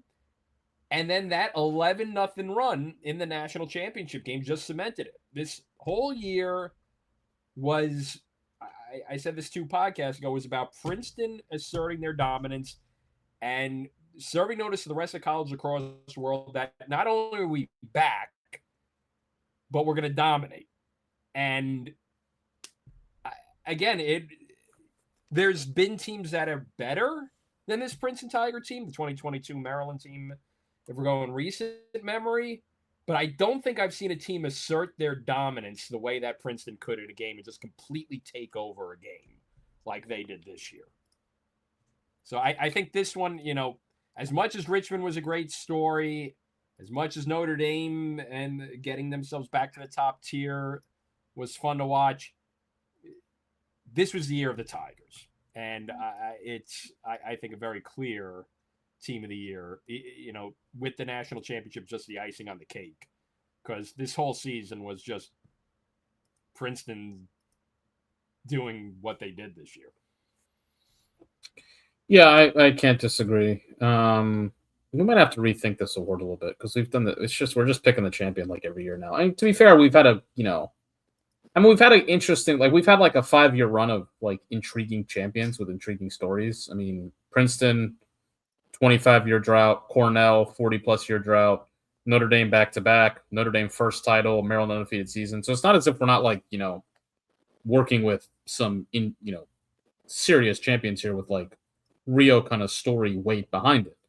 But it is a bit I don't know, maybe we'll have to think about it a bit because it does feel like a little lame just picking the national champion. But yeah, I mean, I can't, you end a 25-year drought, you're the dominant, you had maybe the most dominant NCAA tournament run that we've seen. Really cool, like the Palumbo speech after the Yale game, going to the Cornell Ivy League championship game. That was really cool. Or interview rather he gave. So yeah, I mean, I can't, I'm not gonna definitely speak against it. Richmond would have had we love the Irish fans. It's like tripping when we controversially had Princeton as number 1. We'll see. I was like, well, I guess we did. We did. Yeah, we saw. And I mean, also it's Ken said nobody got more tweets off about the Ivy League than Notre Dame fans did for about 2 years there. Including Notre Dame players, and they certainly remembered. So yeah, I mean, the Richmond thing, if they had made the Final Four, I think it would have been, a real argument there. They would have been in Virginia, obviously, on UVA's field. It's all of those elements. First Final Four for a mid-major in about a decade, but unfortunately, came up a bit short.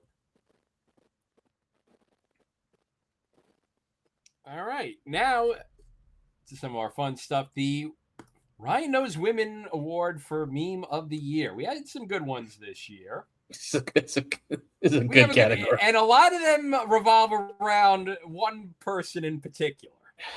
Maybe two. We have I Can Fix Them.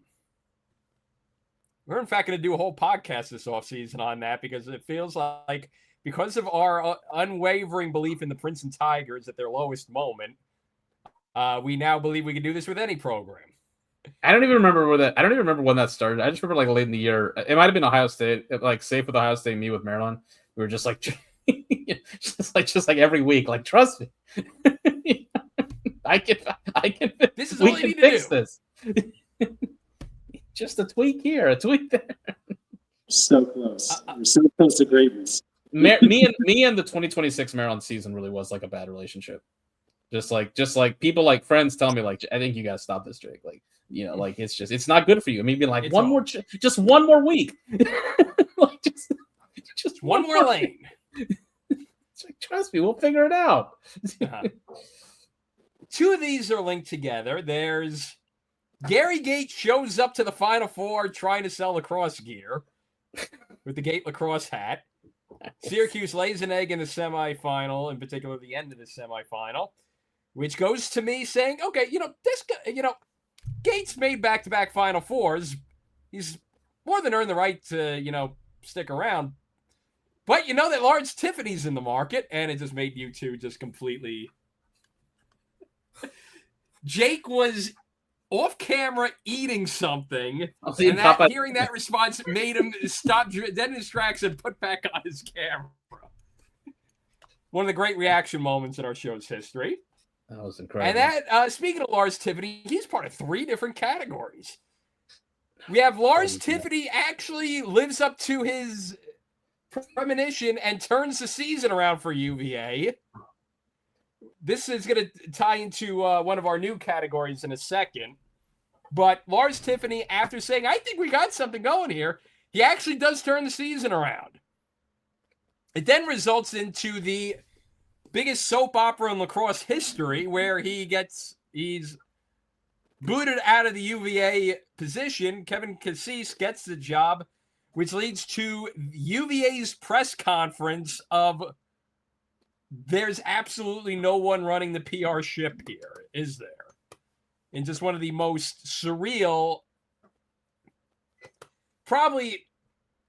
most surreal non-2006 Duke-related press conference in lacrosse history, maybe? It's not just the press conference, it's like that whole 2 days, like that Cassis interview or whatever, where he's like, I love Lars. Like there's no ill will on my part. But, obviously relationships are like a two-way street. It's like, what are you like? What does that mean? What are you talking about? Vague posting. That's exactly what it was. UVA did like a whole 48-hour news cycle of vague posting. Just Safe mentioned it when they asked Carla Williams, the AD, about like why was Lars let go or whatever. She's just like, what I have to say is, Coach, I respect Coach Tiffany. It's like, that doesn't answer the question. Remember compliance. We remember that. It's just like change the subject. I was like, master, just well done. Like, I'm not saying anything. Just. Oh my god. I think that's got to be the winner. I think that just everything about it needed. It took until middle of June for it, but it was just. The 48-hour news cycle of vague posting. And it felt like they kept releasing another press release to address the previous one. Like, it just kept coming out. It's like, you don't need to say it. It's the closest to an SEC football coaching carousel drama that we're ever going to get in college lacrosse. It really was. Like, that's like really like exactly what it was. It's amazing. We're talking about the lawsuit. Yeah. Oh god, yeah, Lars. The whole thing where like this totally went over. Lars got like suspended or something. Yes.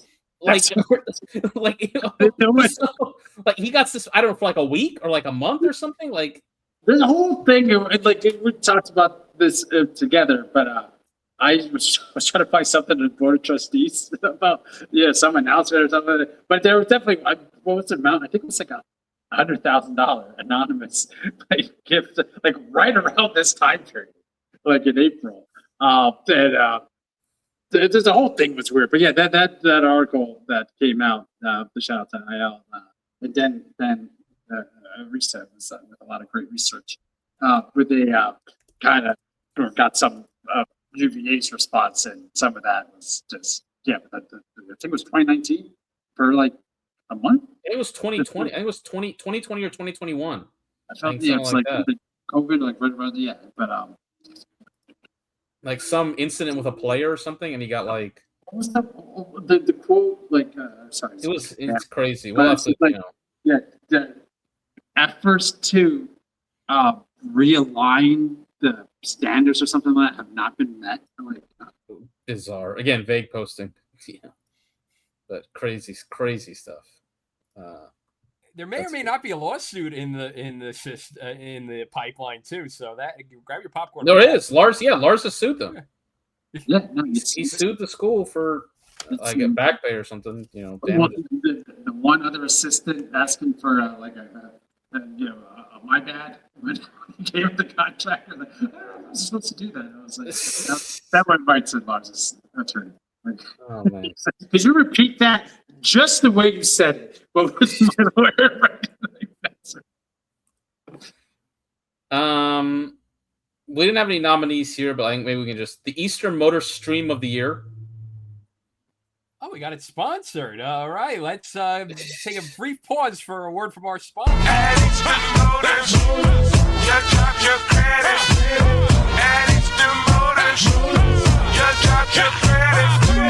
Ford, Honda, Chevy, Beamers, and minivans. Over 600 cars, trucks, SUVs. Are you listening, man?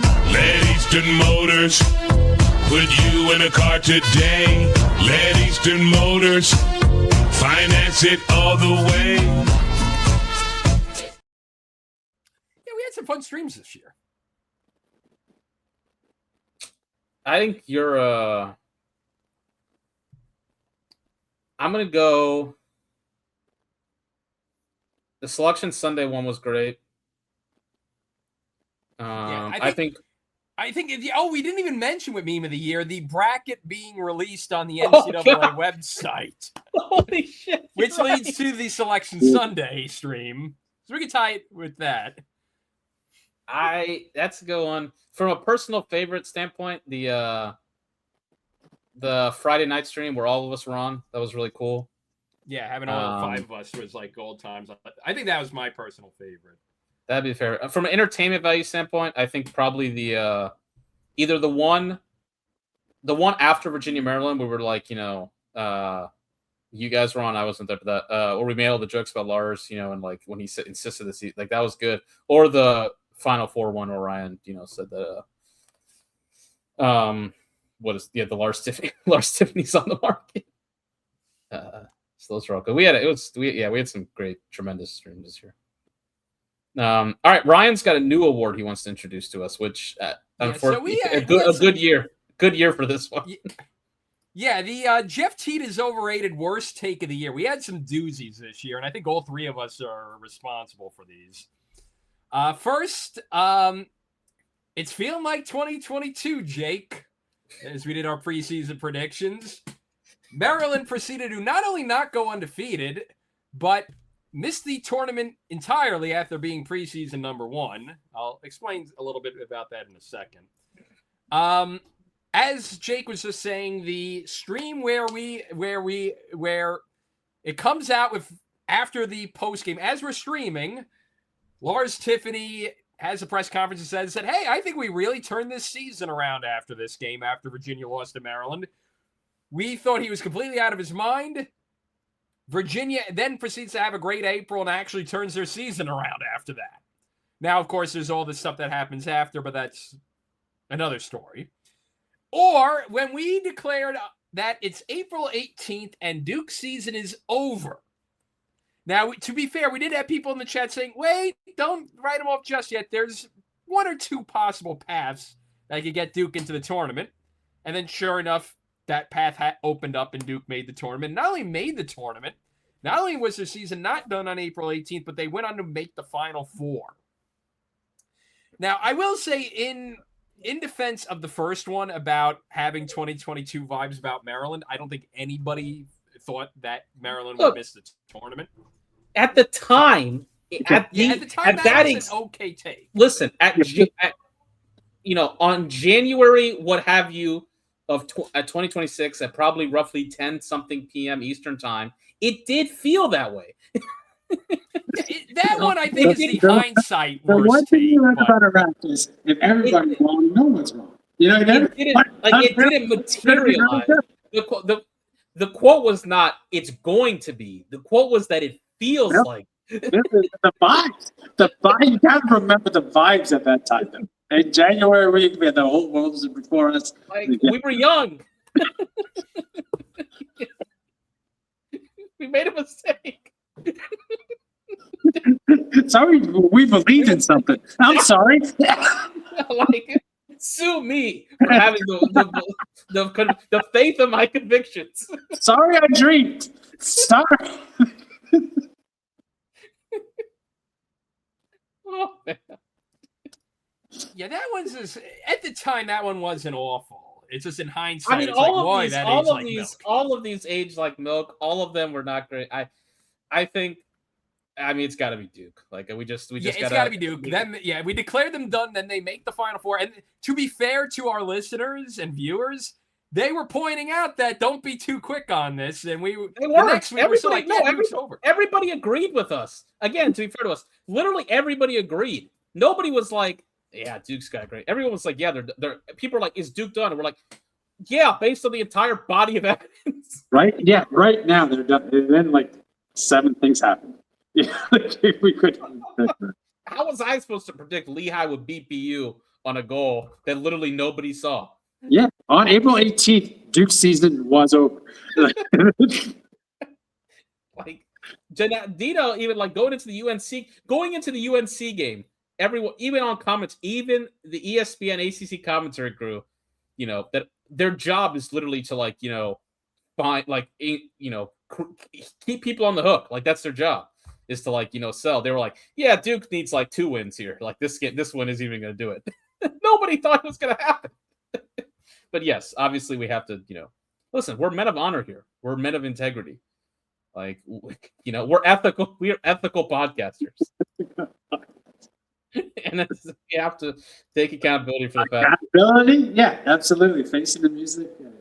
And all 3 of us are responsible for that one too. So. Of course.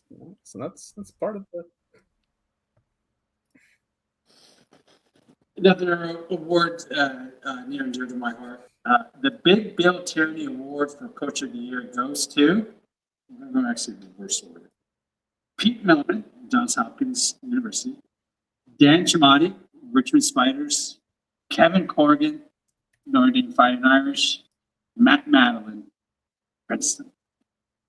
Again, may just be a little too sentimental here. I gotta go with Madeline. Honestly, the very first coach of the Safe Coaches Club, I feel like he's my messenger.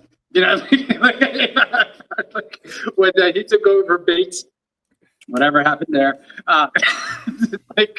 it was what's happening with Princeton after the absolute loss of Tierney going to Denver and kind of building that program, it kind of felt the wilderness, and Madeline just kind of felt something. It was the offense seemed to be better under him when he joined, and it just kind of was oh yeah, but why not? It felt like it was had a really good hire. I know it's internal and stuff like that. Maybe there's other things at play, but to go from there, then what they had to do with the COVID, there's multiple seasons. Just the exodus of talent at Princeton. Given that what the 2020 team was it just kind of felt it's going to happen in the Final Four run and kind of up and down seasons thereafter. But for them to just do what they did this year, it was always cool. I always Matt. You remember I still talk about that. after the Maryland game in 2022, the regular season, when they're like, he was like, yeah, there's a good games, it's a big test for us. He's like, but, eventually you want to stop taking tests or something to that effect, because it was just like, we already want to pass the test or something like that. Mm-hmm. We're tired of learning. We're tired of learning lessons. Yeah, tired of learning. I love that. Then it was just being hard, when on the field. It felt like when they had this year, especially like what they had, like it felt like it was right there. It was almost like it was made a Final Four last year. The Final Four, dramatic, great comeback by Cuse and stuff like that. Well deserved. This would potentially be back-to-back Final Four trips for Princeton this year. So it wasn't meant to be, but yeah, like always felt like they were kind of close, and just like putting it all together this year, and like kind of said, going to the games, kind of seeing it again. That's probably biasing my point of view, but like actually seeing them win, like yeah, like I felt like it's obviously the coach of the year. Kind of felt like he was kind of building something, and he kind of really put it together, and they kind of really got the over the line. So for me, like tough to go against Casey. I love Oregon, love the hair. Milliman, really felt like, as you pointed out, Jake, like it kind of was like, remember the year after the back-to-back Elite Eight runs, you were like kind of what is always at this point. We're just a little early. We're never wrong. We're just a little bit early. It kind of felt like the Jays were showing more than they thought. It's like just happened in 2026, and it felt like really got back to that Milliman identity of like really tough, engaging, entertaining defense, and just never say die attitude. But like again, I think you just can't overlook what Mads did with Princeton. I just love the entire staff. Money Mitch, obviously, something like that. Yeah. They let me use the truck now. I got a truck when I'm on campus. Everyone's saying like, he's told me absolutely not. He's like, it was like when I was in New York, for the Knicks one, I was embraced, like along La Sada. That's what happened with Princeton when they won. They're like, whatever they were saying, forget about it. I can't wait to see it in 2027. There's a new F-150. It's great because it's like right next to their stadium and their golf cart whenever I go running. Yeah, I think I don't want to speak for you guys, obviously, but no, tough to ignore Eminem. Come on. I think Corrigan did probably the best. I mean, when you consider what Notre Dame was this year, considering what they had lost, and the fact they were a better team this year than they were a year ago, with you could argue a less talented roster, and to me, that's just ultimate like coaching testament. You can't though overlook the fact that Princeton just detonated them in the title game. And while the gap in talent between the two teams, I think Princeton had a more talented roster. It wasn't like Notre Dame has as much talent on that roster. They have more talent on that roster than like anybody. And me and Safe did it, I think last year or before. Like they have guys just like on the like equivalent of like the practice squad who are 5 stars. Like it's it's just it's an insanely talented roster. Got to give a shout out to Shamati. I mean, that was the season they had. I think unfortunately though, it's just a bit of like you had to make that one count. If they got to the Final Four, I think you easily could have given this to Shamati, but you lose unfortunately that game, the first round. Milliman, I thought did a really good job as well. I mean, he's I think for many reasons, I think quite a few of them unfair. He feels like the most kind of maligned coach out there. And so I don't think he's really going to get his kind of credit until he makes the Final Four, which, I mean, look, that's the job. It's kind of like what it is. But I think, again, if anyone says, kind of like 2023, if anyone says they thought Hopkins was, a like quarterfinal team this year, they're probably lying. Even I think their most ardent, supporters were like first round, maybe get the tournament bubble team. And they were clearly an NCAA tournament team and, beat Cornell. So I think all complaints, but yeah, you got to go Madeline. I mean, they had the weight of expectations on them. Like we put it, I think they embraced it, but definitely we put it on ourselves. Like, hey, you guys got to put up or shut up at this point. Like it's, this is go time. And they slipped. How many games they lose this year? 1? 2. Or 2. They lost. And, they lost the week one after the first game to, Penn State. They go 16 or 17-1, and that one loss is to they beat both teams on their they avenged both they beat every team on their schedule. Yeah. And avenged it pretty like sizably. Beat Cornell by 10 and Penn State by 4.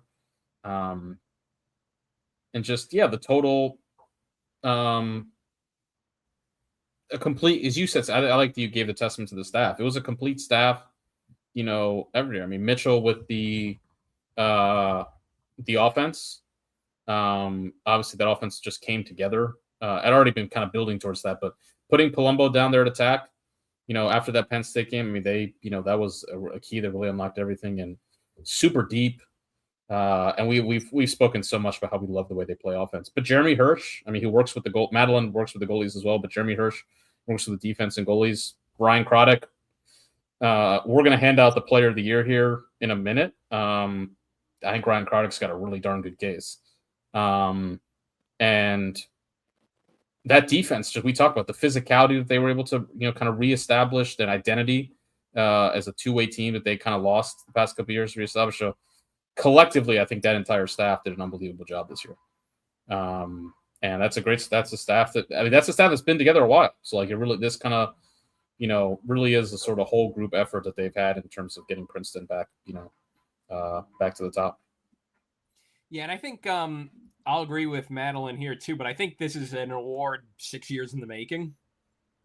Yeah. 7, 8 years in the making, because all this is built upon what he's been able to get Princeton back on track to do. And I think all of that, the recruiting classes coming in, establishing a winning culture again, all of that, led to what we saw this year. So I think it's Madeline as coach of the year, but it's something that's been developed the past couple of years to get to that point. To the point where now we're looking at Princeton as a perennial power again. All right. The John Galloway Award for Excellence in Saving Fast-Moving Projectiles at Your Head. I think this one's probably pretty clear, but we've got some really good nominees. Grayson Manning of Denver. I think he quietly, in a disappointing season for Denver, he was really excellent. You look at Denver's losses, he was rarely the problem in almost any of them. That Ohio State game, only giving up 6 goals, 8 goals in a loss to Duke, lost to Villanova, gave up 9, lost to Providence, gave up 8. I mean, he really stabilized that position for them and gave it. Not just stabilized it, but went on to have a really really pretty exceptional season. Saved well over 60%. So shout out to him again. Denver had a disappointing year, but he was gave them a shot in a lot of games. Sean Byrne of Army. I go back. I mean, a guy who's been great for his career, but I go back to the Penn State game, where that game was kind of really sort of competitive, because Penn State was just pouring it on in terms of shots. I mean, it was an absolute avalanche, and he kept Army hanging around in that game and hanging around for long stretches. That game pretty easily could have been, Sean Byrne made 20 saves in a game that Penn State won by 10-6. And he just had an exceptional, pretty exceptional season for them on the whole. Caleb Fyock, obviously, got to account for with what Ohio State's, defense was. To be fair, he did have some, kind of shaky moments where they would send the backup Jack Allen in. He played well, but I look back that Ohio State game that Hopkins won. I mean, Fyock made 2 or 3 saves there, towards the end of that game that were just stone cold. He gets in guys' heads. His frame, the way he fills up the net, he's one of the few guys who's a true presence. But the prohibitive favorite is Ryan Croddick, who has had a pretty awesome 2 years. We saw early in his career or waited his turn. I mean, early in his kind of time as a starter last year, where he really broke out onto the scene. And he was solid he was great for them, the entire way. And I think it really just kind of presented itself in the NCAA tournament, where you look at, he saved over 70% in 2 games, including tremendous performance against Duke in the Final Four, but then saved 59% as well on below 50% after the first 2 weeks. He was below 50% twice. But some exceptional games in there. I think the Final Four run and how he played on Memorial Day weekend really crystallized it. Because all year we're kind of like, who's Princeton's best player? Who's Princeton's best player? Because, you'd get different guys on that offense every week. Some weeks it'd be Wade. Some weeks it would be Palumbo. Some weeks it would be Nate Kabiri. Jack Stahl defense is great as well. Ryan Croddick was the guy who was there every game. Like, game in, game out, he was the guy they leaned on, and he was exceptional for them. Never let them down, and then even, raised his level in the biggest moments when required. So I think he's probably, your bet here. A lot of good choices, but it's hard to beat a guy who made 73 saves. Let me add on to this here. Made 83 saves and 6 playoff wins. That's pretty darn good. Mm-hmm.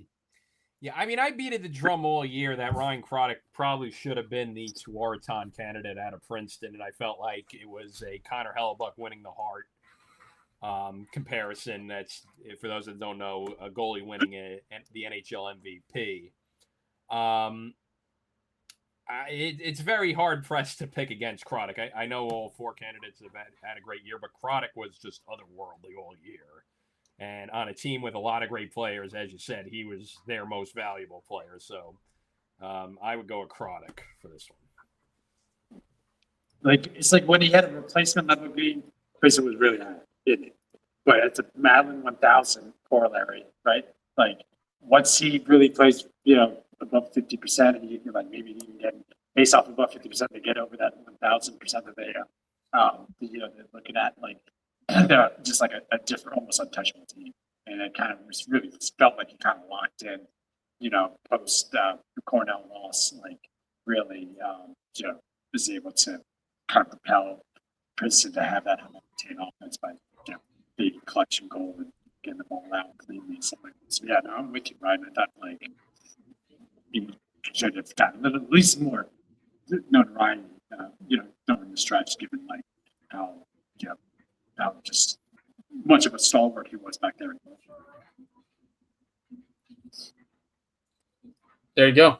Brian Croddick, winner of the John Galloway. A Princeton guy wins the John Galloway Award. For excellence. It's a Princeton. The Tigers are racking them up. Might not be done yet either. Making an attackman do a defenseman award. All righty. The Tucker Durkin Award for Excellence in all things making attackmen look silly. We have Sean Light out of Notre Dame. We got Alex Ross out of Penn State, Cullen Brown out of Ohio State, and Jack Stahl out of Princeton.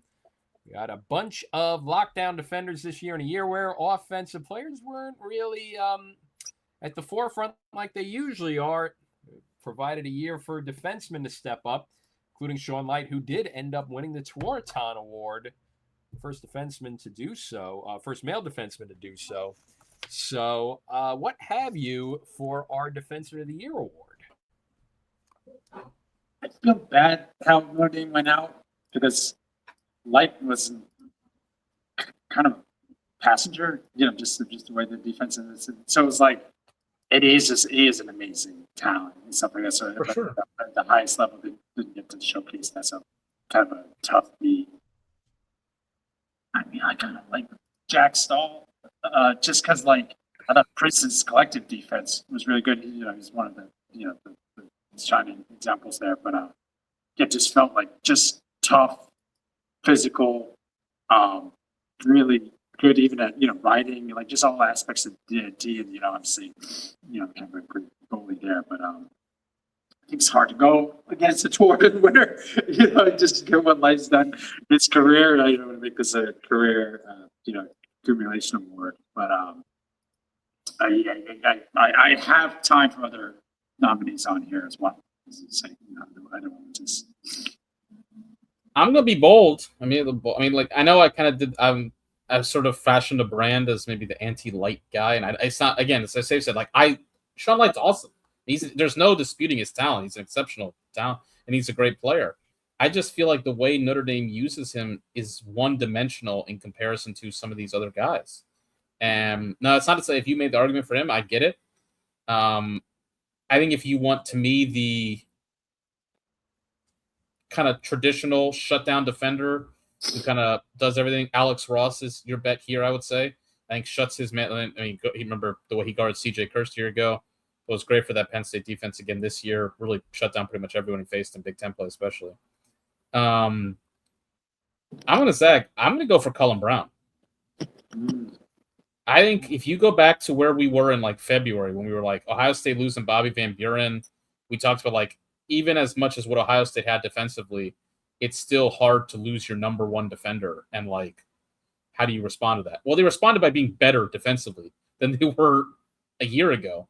And I don't think that says anything about Bobby Van Buren. He's terrific, but I just think Cullen Brown is the most unique defender I've seen in a long time. There are defenders who have been in his role, the kind of like free safety, traffic cop, like makes all the communication, covers all that ground. I don't think anyone has done it as well as he has, and while also being such an effective on-ball guy himself. Yes, he didn't cover the opponent's number one guy. He would get their number two guy though, and he would do it just as well. And I just think that Ohio State defense, it's like an amoeba. Or like it was a well-oiled machine. It was a machine.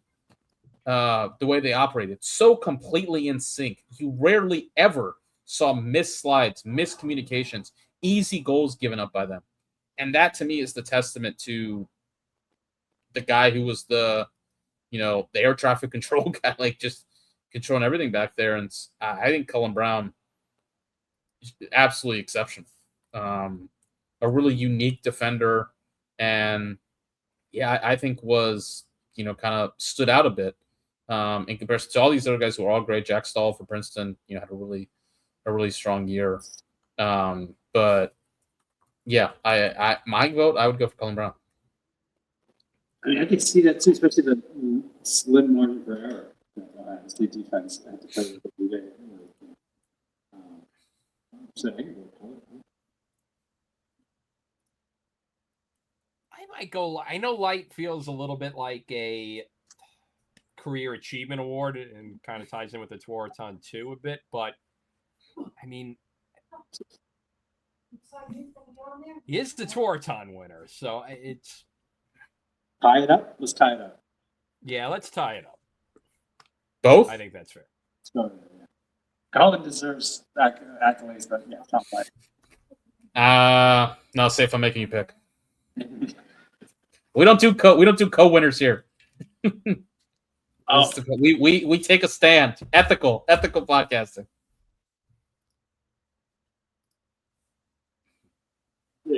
Let's give Ohio State something. I mean, that was that same loss that the offense was really bad, and like for them to be in these games is a testament to what that defense. So kind of just what they were able to do and what Colin. Yeah, let's give it. All right. There we go. Cullen Brown, winner of the Tucker Durkin Award for excellence in all things making a tackle look silly. Next up, folks, the Zach Curry Award for excellence in all things midfield. Our nominees: Brady Wambach, University of North Carolina; Tucker Wade, Princeton University; Matt Collison, the Johns Hopkins University; and Rich DeChico, also from the Johns Hopkins University. Definitely got a special place in my heart for Collie. Just, kind of really had a remarkable season.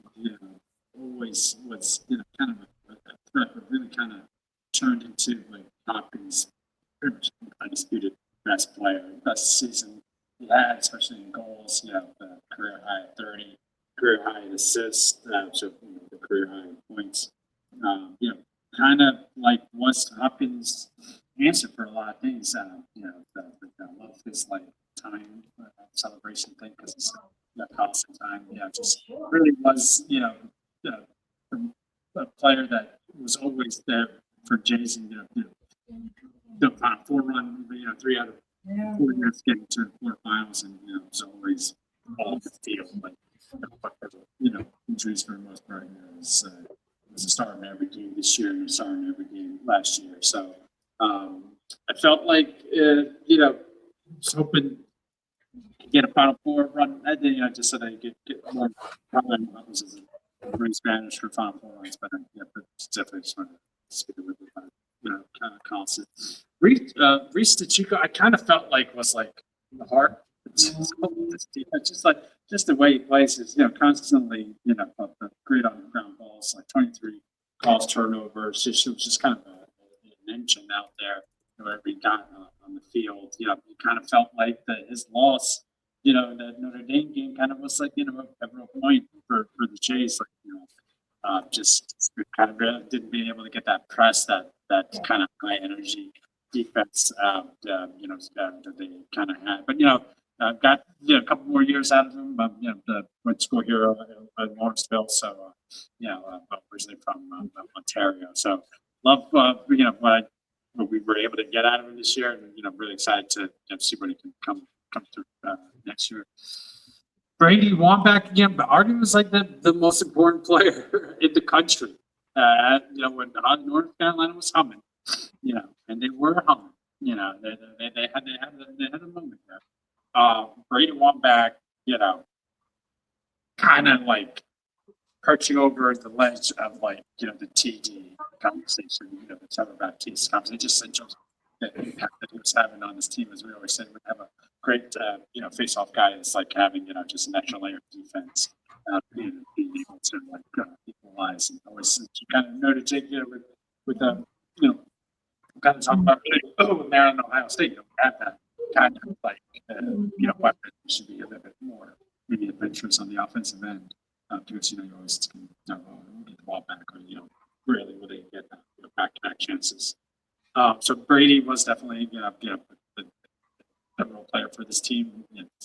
Did make it to the Final Four. That kind of like they maybe looked like they were kind of potentially being this kind of get a little bit like edged out by Syracuse and the Elite Eight, but it's definitely deserve first team All American honors. But I think he's got to go to Big Wade. I want to make this the Princeton show here. Some things can be left to be desired for Tucker. That's a volume shooter, but not young Petro numbers, but 147 shots. The team, the Princeton, but when those shots rang out and he had a cannon, it just felt like something like different, especially like those question mark shots that he has, and just kind of turnarounds, where just no space at all, just it's a top shelf. Just really can bang it out, and the team that has so much talent, kind of can understand. Kind of was joking around. This is a team that doesn't take a lot of shots. Everyone gets to eat and take kind of correct. Tucker gets his share. And it was just I think it's like that the faith that Madeline had in him, that didn't want to curtail that aggressiveness, because you could miss 3-4 shots in a row, but you kind of get hot. You really just get some juice goals out of him, and kind of really see the Princeton team kind of get energized when he pops off. So again, just I don't want to make the Princeton show, but just what they did this year, how far they went, and how important he is to the team. They got to me. I got to get Tucker, but definitely have time for other people. I said, just as versatile as DeChico is, as important to the team as Collison is, and it's just difference maker that Wombat was. For these guys, should be commended. I thought this is Brady Wambach. He was because I just didn't, because he's the most important. He's the most important player. Yeah, I think you hit it. He was the most important player in the country. Yeah, when he got hurt, UNC was just not the same.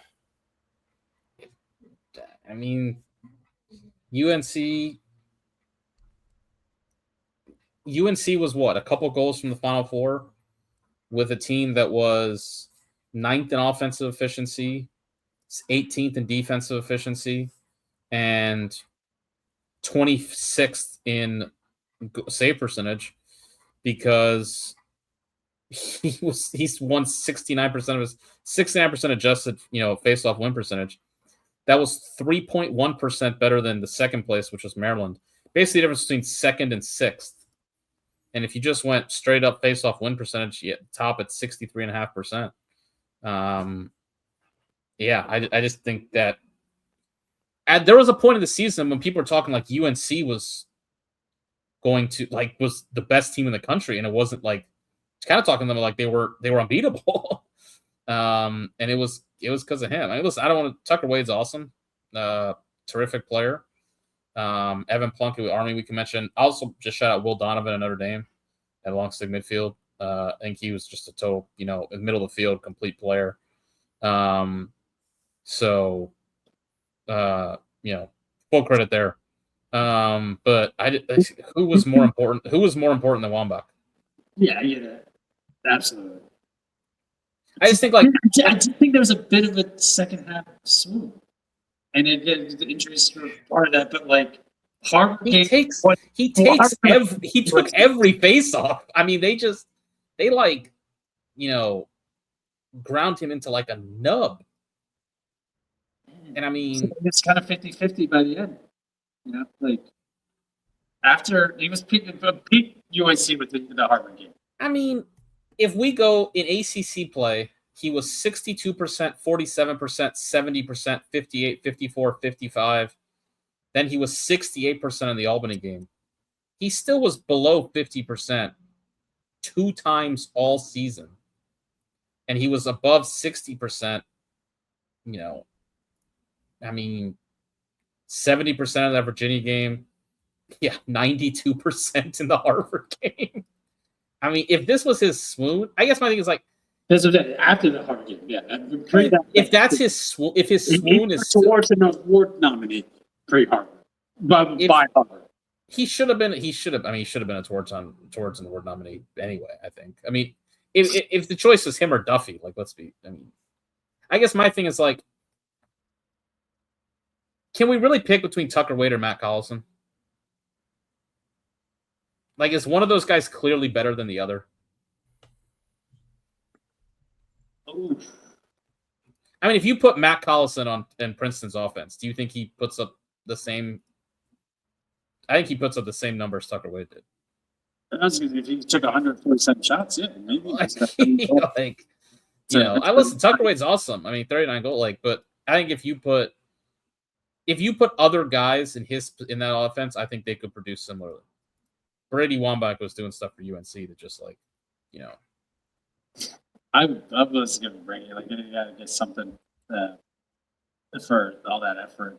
So I'm definitely fine with it. It was the ultimate, key to their success because not they were pedestrian, but especially also they were a decent team. They were a decent. I mean, here's how I'll put it: take him out of the equation. Give everybody in the ACC replacement level face-off play. So we just say every game in the ACC is 50-50 face-offs. I think UNC is closer to 5th than they are to 1st. Extra possessions. I mean, if you just put everything 50-50, I think Notre Dame was better. I think Syracuse was better. I think Duke was maybe better. If you put everything at 50-50.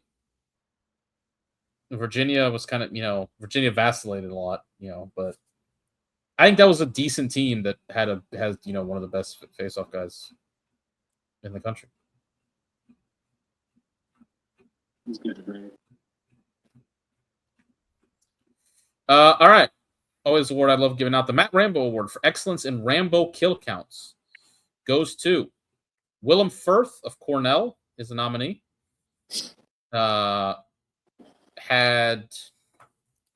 Really, I think kind of emerged. Goldstein was kind of the guy that got talked about early in the year on that Cornell, offense. But Firth, 52 goals on 129 shots is a pretty darn good clip. And just had some monster games: 6 goals and 2 assists against Harvard, 5 goals against Harvard. Hit a hat trick in 10 games, and scored in just all kinds of ways. Could shoot it, off ball, he could dodge. Pretty exceptional in there for him. We also have Brendan Millen of Virginia, just kind of as sort of an all-around offensive player. You could argue, I think, was maybe the best, the best attackman in the country, like towards the end of the year as a freshman.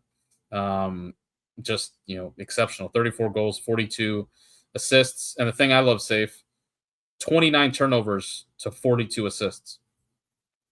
That's pretty good. That's pretty good. If you have more goals than turnovers and more assists than turnovers, you're doing something right. So Brendan Millen, Dom Petramala, have to include Dom Petramala. Just lights out shooter. One of the best we've seen. Set the NCAA tournament single game record, I believe, for goals with 10 against Albany. And then also at various points, set the UNC all-time goal record this year as well. I believe still takes plenty of shots, no question about it. But I mean, if you give him the space, he's a lethal shooter, one of the most lethal shooters we've seen in a while. And then lastly, Rory Connor of Georgetown. I mean, Georgetown. It was an up and down season. Obviously, started disappointing. They turned around. They had that big win against Virginia. There was a chance, to finally get over the hump, the Final Four, and it ended in a difficult fashion. But hard to argue the Connor brothers were not exactly kind of still what Georgetown needed. Liam Connor ranked top 10 in the country in points per game, and Rory Connor hit 54 goals, especially safe. I mean, you went to some of those games early in the season for them. He felt like the only guy on the team who could really score. Mm-hmm. I mean, he had 7 goals against Penn in a game where they scored 12 goals. He had 4 of their 9 goals against Notre Dame. Had 3 of their 9 goals against Georgetown. Here's what I put it. Rory Connor in Georgetown's first 4 games scored 20 of their 40 goals. Half. And for the season put up 54. So, the Rambo Award for Excellence in Rambo Kill Counts. It's a weird year. Ryan mentioned it, down year offensively for a lot of guys. This is definitely more of just a pure kind of goal scorer type, crew than in the past when we've kind of had, kind of comprehensive attackmen. But, still some big hitters, though definitely more of a quieter kind of crop of attackmen this year than we've seen in the past.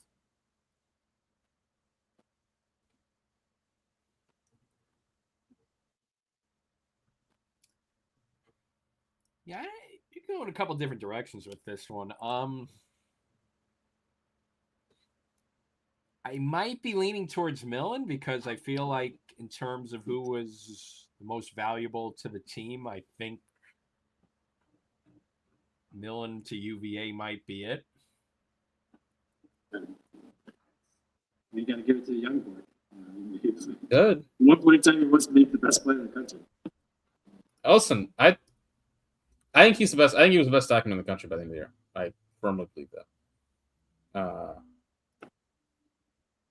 Dom Petro just shoots the living, I mean, I think if you were trying, listen, I'm a big Owen Duffy guy. I'm not saying he's not. I'm not saying Petro's better than Duffy, and I don't know if he's more. It's always hard because, usually I think we lean that the passer is the setup man in lacrosse. Usually, I think we kind of lean as more important than the shoot, the finisher, just the way the offense kind of works. But Dom Petro makes you wonder sometimes, man. Perth is Perth was exceptional for Cornell towards the end of the year too. I mean, listen, I'm not going to complain about giving it to Brendan Millen. Makes me look good. I've had Brendan Millen stock for 2 years.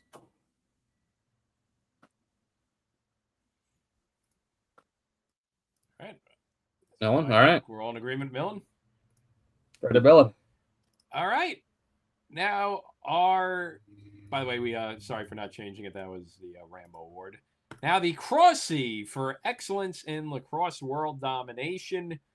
We have Ryan Croddick of Princeton. We have Chloe Humphrey of UNC, the UNC women. We have Sean Light of Notre Dame, our Tewaaraton winner. We have Madison Taylor, the women's Tewaaraton winner out of Northwestern. And we have Joey Spallina. All very worthy nominees. I think this could go in a couple different directions with this. If it's lifetime achievement, you go with Spallina.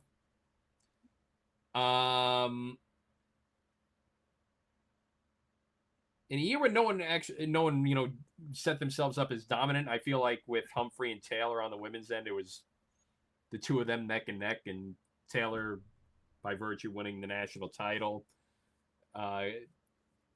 and 2 head-to-head wins over UNC, and Humphrey propelled to the Tewaaraton win, though you could also make a case that Humphrey was the best all-around player. So that one's a good debate to have. But I think for my vote, it comes back to what I've been saying all year. Is Princeton the Princeton team that they are without Ryan Craddock? And he's the most valuable player on the best team in the country. And if there was ever going to be a year for a goalie to win the Tewaaraton, it should have been this year. But for my vote for the Crosse for Excellence in Lacrosse World Domination, I'm going to go with Ryan Craddock. I think he was the best player, men's or women's, this year. And he should have been. It should have at least been one of the finalists for the Tewaaraton. I don't think he minds one bit with a national championship ring coming his way, and ended up getting a spot in the PLL as well out of all of that. But I think Craddock was your National Player of the Year, men's or women's. And even though he didn't get the hardware, whether it was the Tewaaraton or the USILA, I think he was the most valuable player in men's or women's lacrosse this year. And I'll go with him as my winner. I agree. I think Humphrey and Taylor are like the 2 best players in this list, but like you can't really separate them. I think Humphrey might be better than Taylor, to be honest. But Taylor obviously won the championship. It's like the separator here to me is pretty clearly Craddock. Just what he was able to do game in and game out. And he was the most valuable player and the best player, I think, on the best team. So pretty difficult to really get around that, I think. Ryan, just like I said, throughout this year, felt like, he was okay. Princeton was definitely in the game, but he was locked in.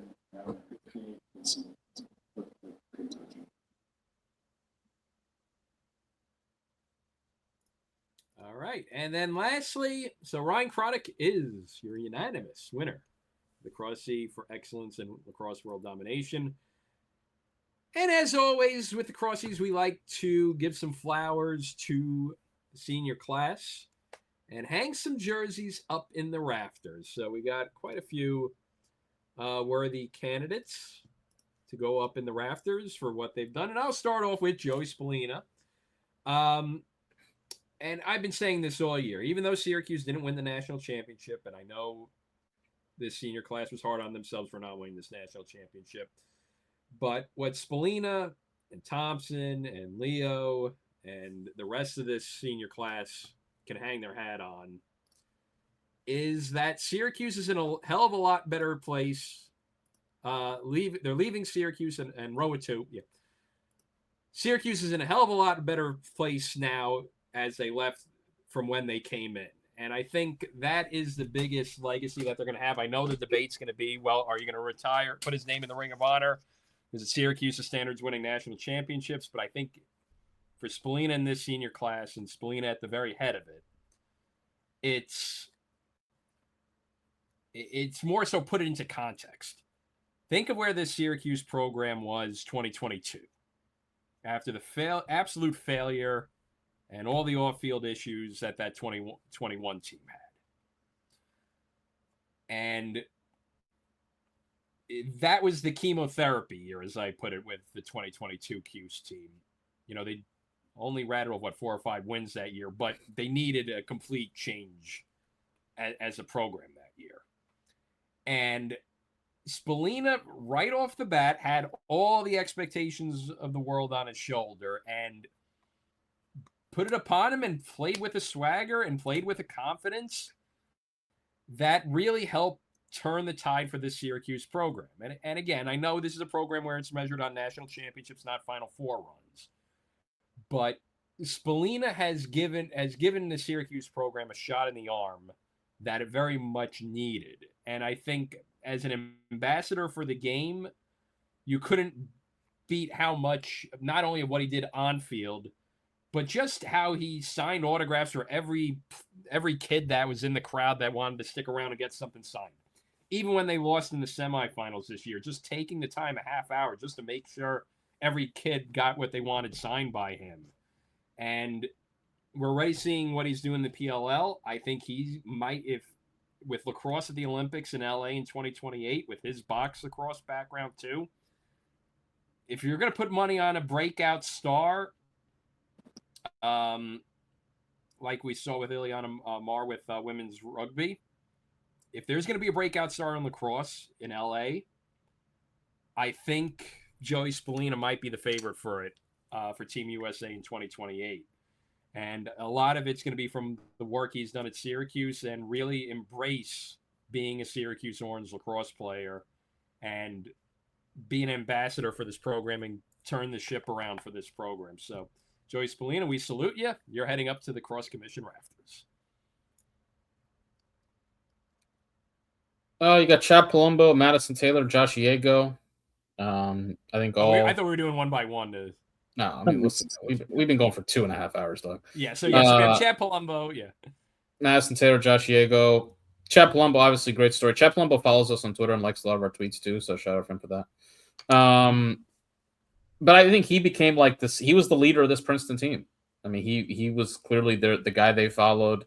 Again, I mentioned his interview he gave with ESPN after the Ivy League semifinal. I think is really kind of a moment that people will remember. And they followed him, and he just played with a tenacity and a fire that was really, really cool to see. And Madison Taylor alone of his comeback from cancer too, in high school and everything too. So just incredibly easy to like.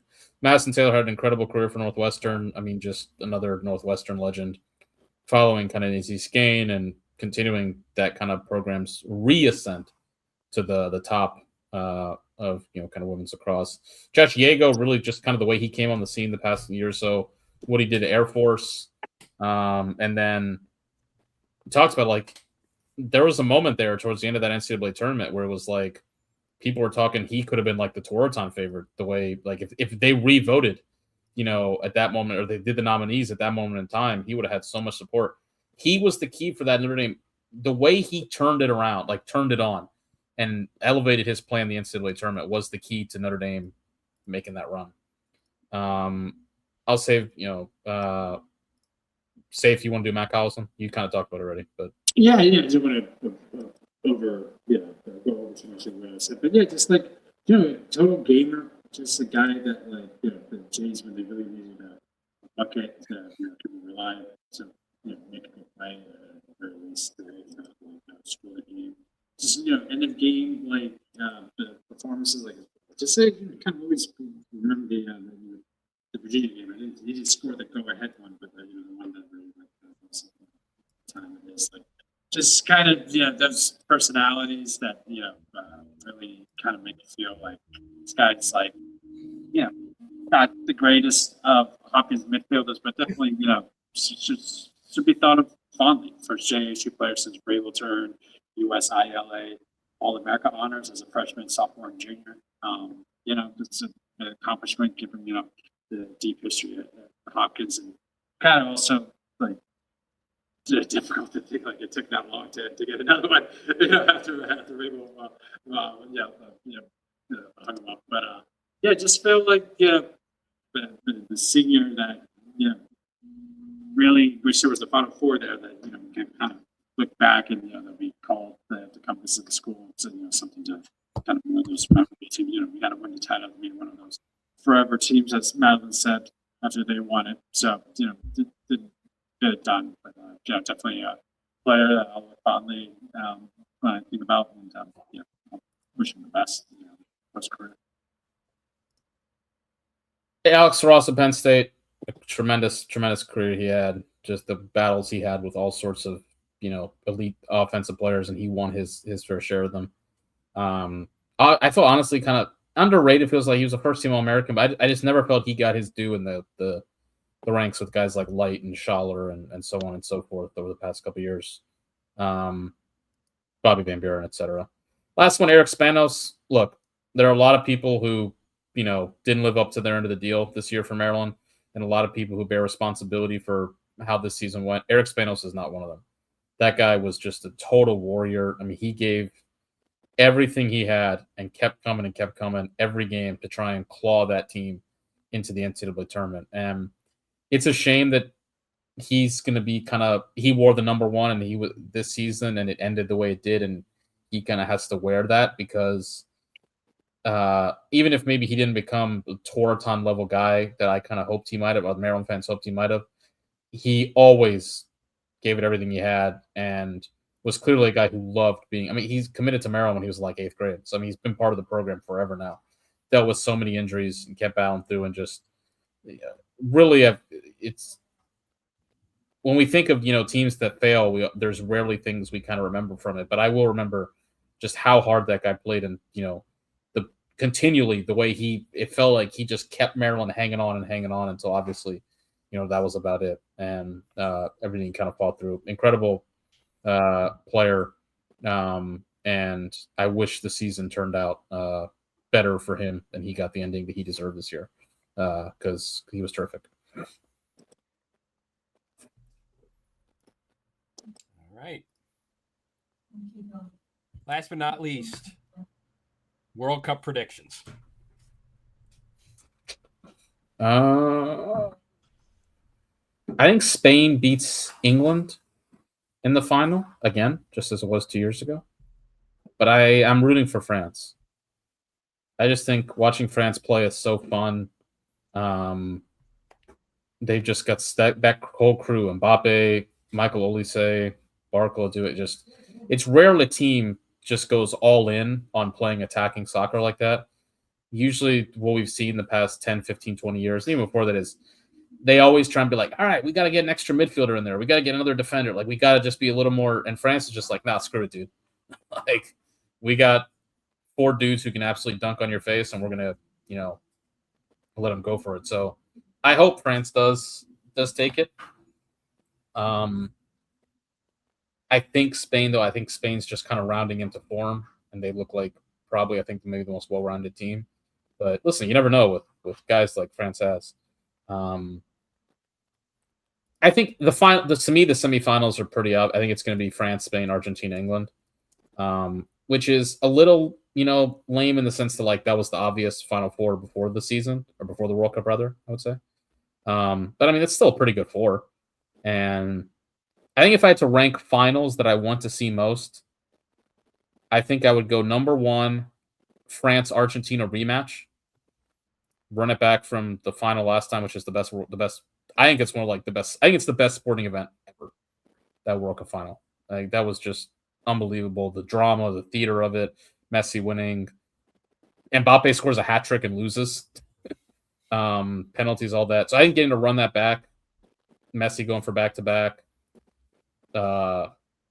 France going for 2 out of 3. Be pretty. I mean, that's tough to do. I would say number 2, France, England. I think England get in the final, but I don't know if England's gonna. I don't think England's gonna win it, but I do think that win they had in the Azteca is gonna become a defining win. Just kind of when you get wins like that, it's this is who we are. This is our kind of nation. So yes, and I mean, it sets it up for 2028 when football's coming home with the Euros in England. True, yeah. Spain, Argentina would be cool. Any combo of those 4 is cool. It's just you kind of would. I mean, if Holland and Norway could get in there, I mean, that could be, I think, pre-tournament I had Spain winning, but I think France wins it. I think Norway might pull off 2 more upsets. I mean, that'd be pretty wild. I mean, it's not like Argentina's doing that great the first 80 minutes of these matches. No, I think Argentina will lose the I think the semifinal is as far as Argentina gets. Yeah, I think there's a limit on kind of how far it goes.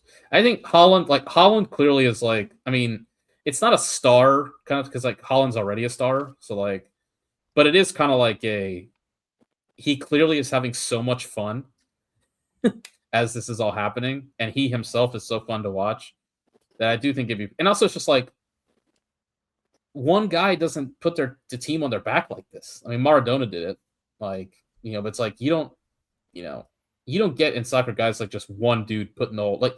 I know Messi was incredible when they won it 4 years ago. That was still a good team with other guys that chipped in. Mbappe really is like Norway is like a top 40 team with one of the 3 best players in the world, and he's just like they got some good players, but like, I mean, it's him. Like it's so if they made it, that'd be cool. Financially, Norway, Morocco, and France. I hate France and Morocco playing each other. France future run on all of those 3 teams. I love the hate relation with England, but it's difficult to like kind of root against Norway. I just want to kind of see this keep going, see how much further they can go. Would love Switzerland to upset Argentina, just get them out of here. So if I'm going to say, Heart says Norway to win it. Brain says France.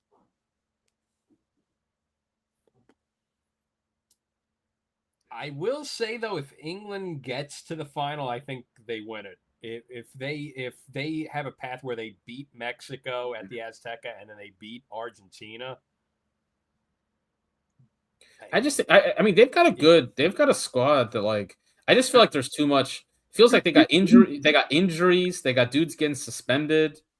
But like they clearly, I mean, they got 2 great players. They got 2 dogs in Kane and Bellingham, and then they've got a good coach. They've got the mix there. What's it that Bellingham gets another red card to that's semifinals?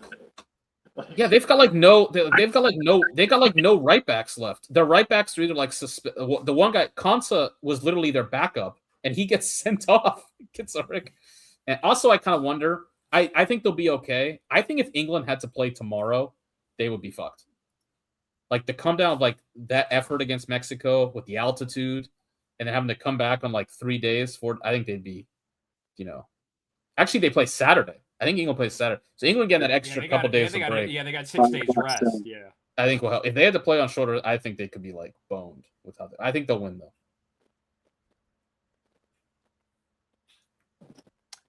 All right. Well, hope you guys enjoyed the Crossies. Better late than never. But as usual, you could follow us on YouTube, smash that like button, and hit the subscribe button if you're watching on YouTube at the Cross Commission.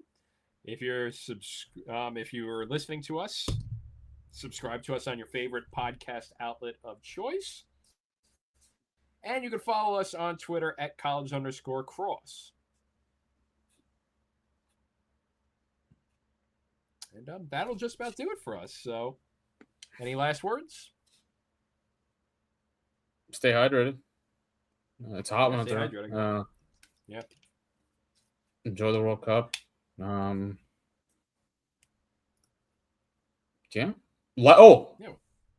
Did you mention YouTube? All that? Yeah, YouTube. Smash that like button. Subscribe. Yeah, smash the like button. Subscribe. Yeah, just this video go up there. So, that. Yeah. Enjoy the summer. See you out there. See you out there.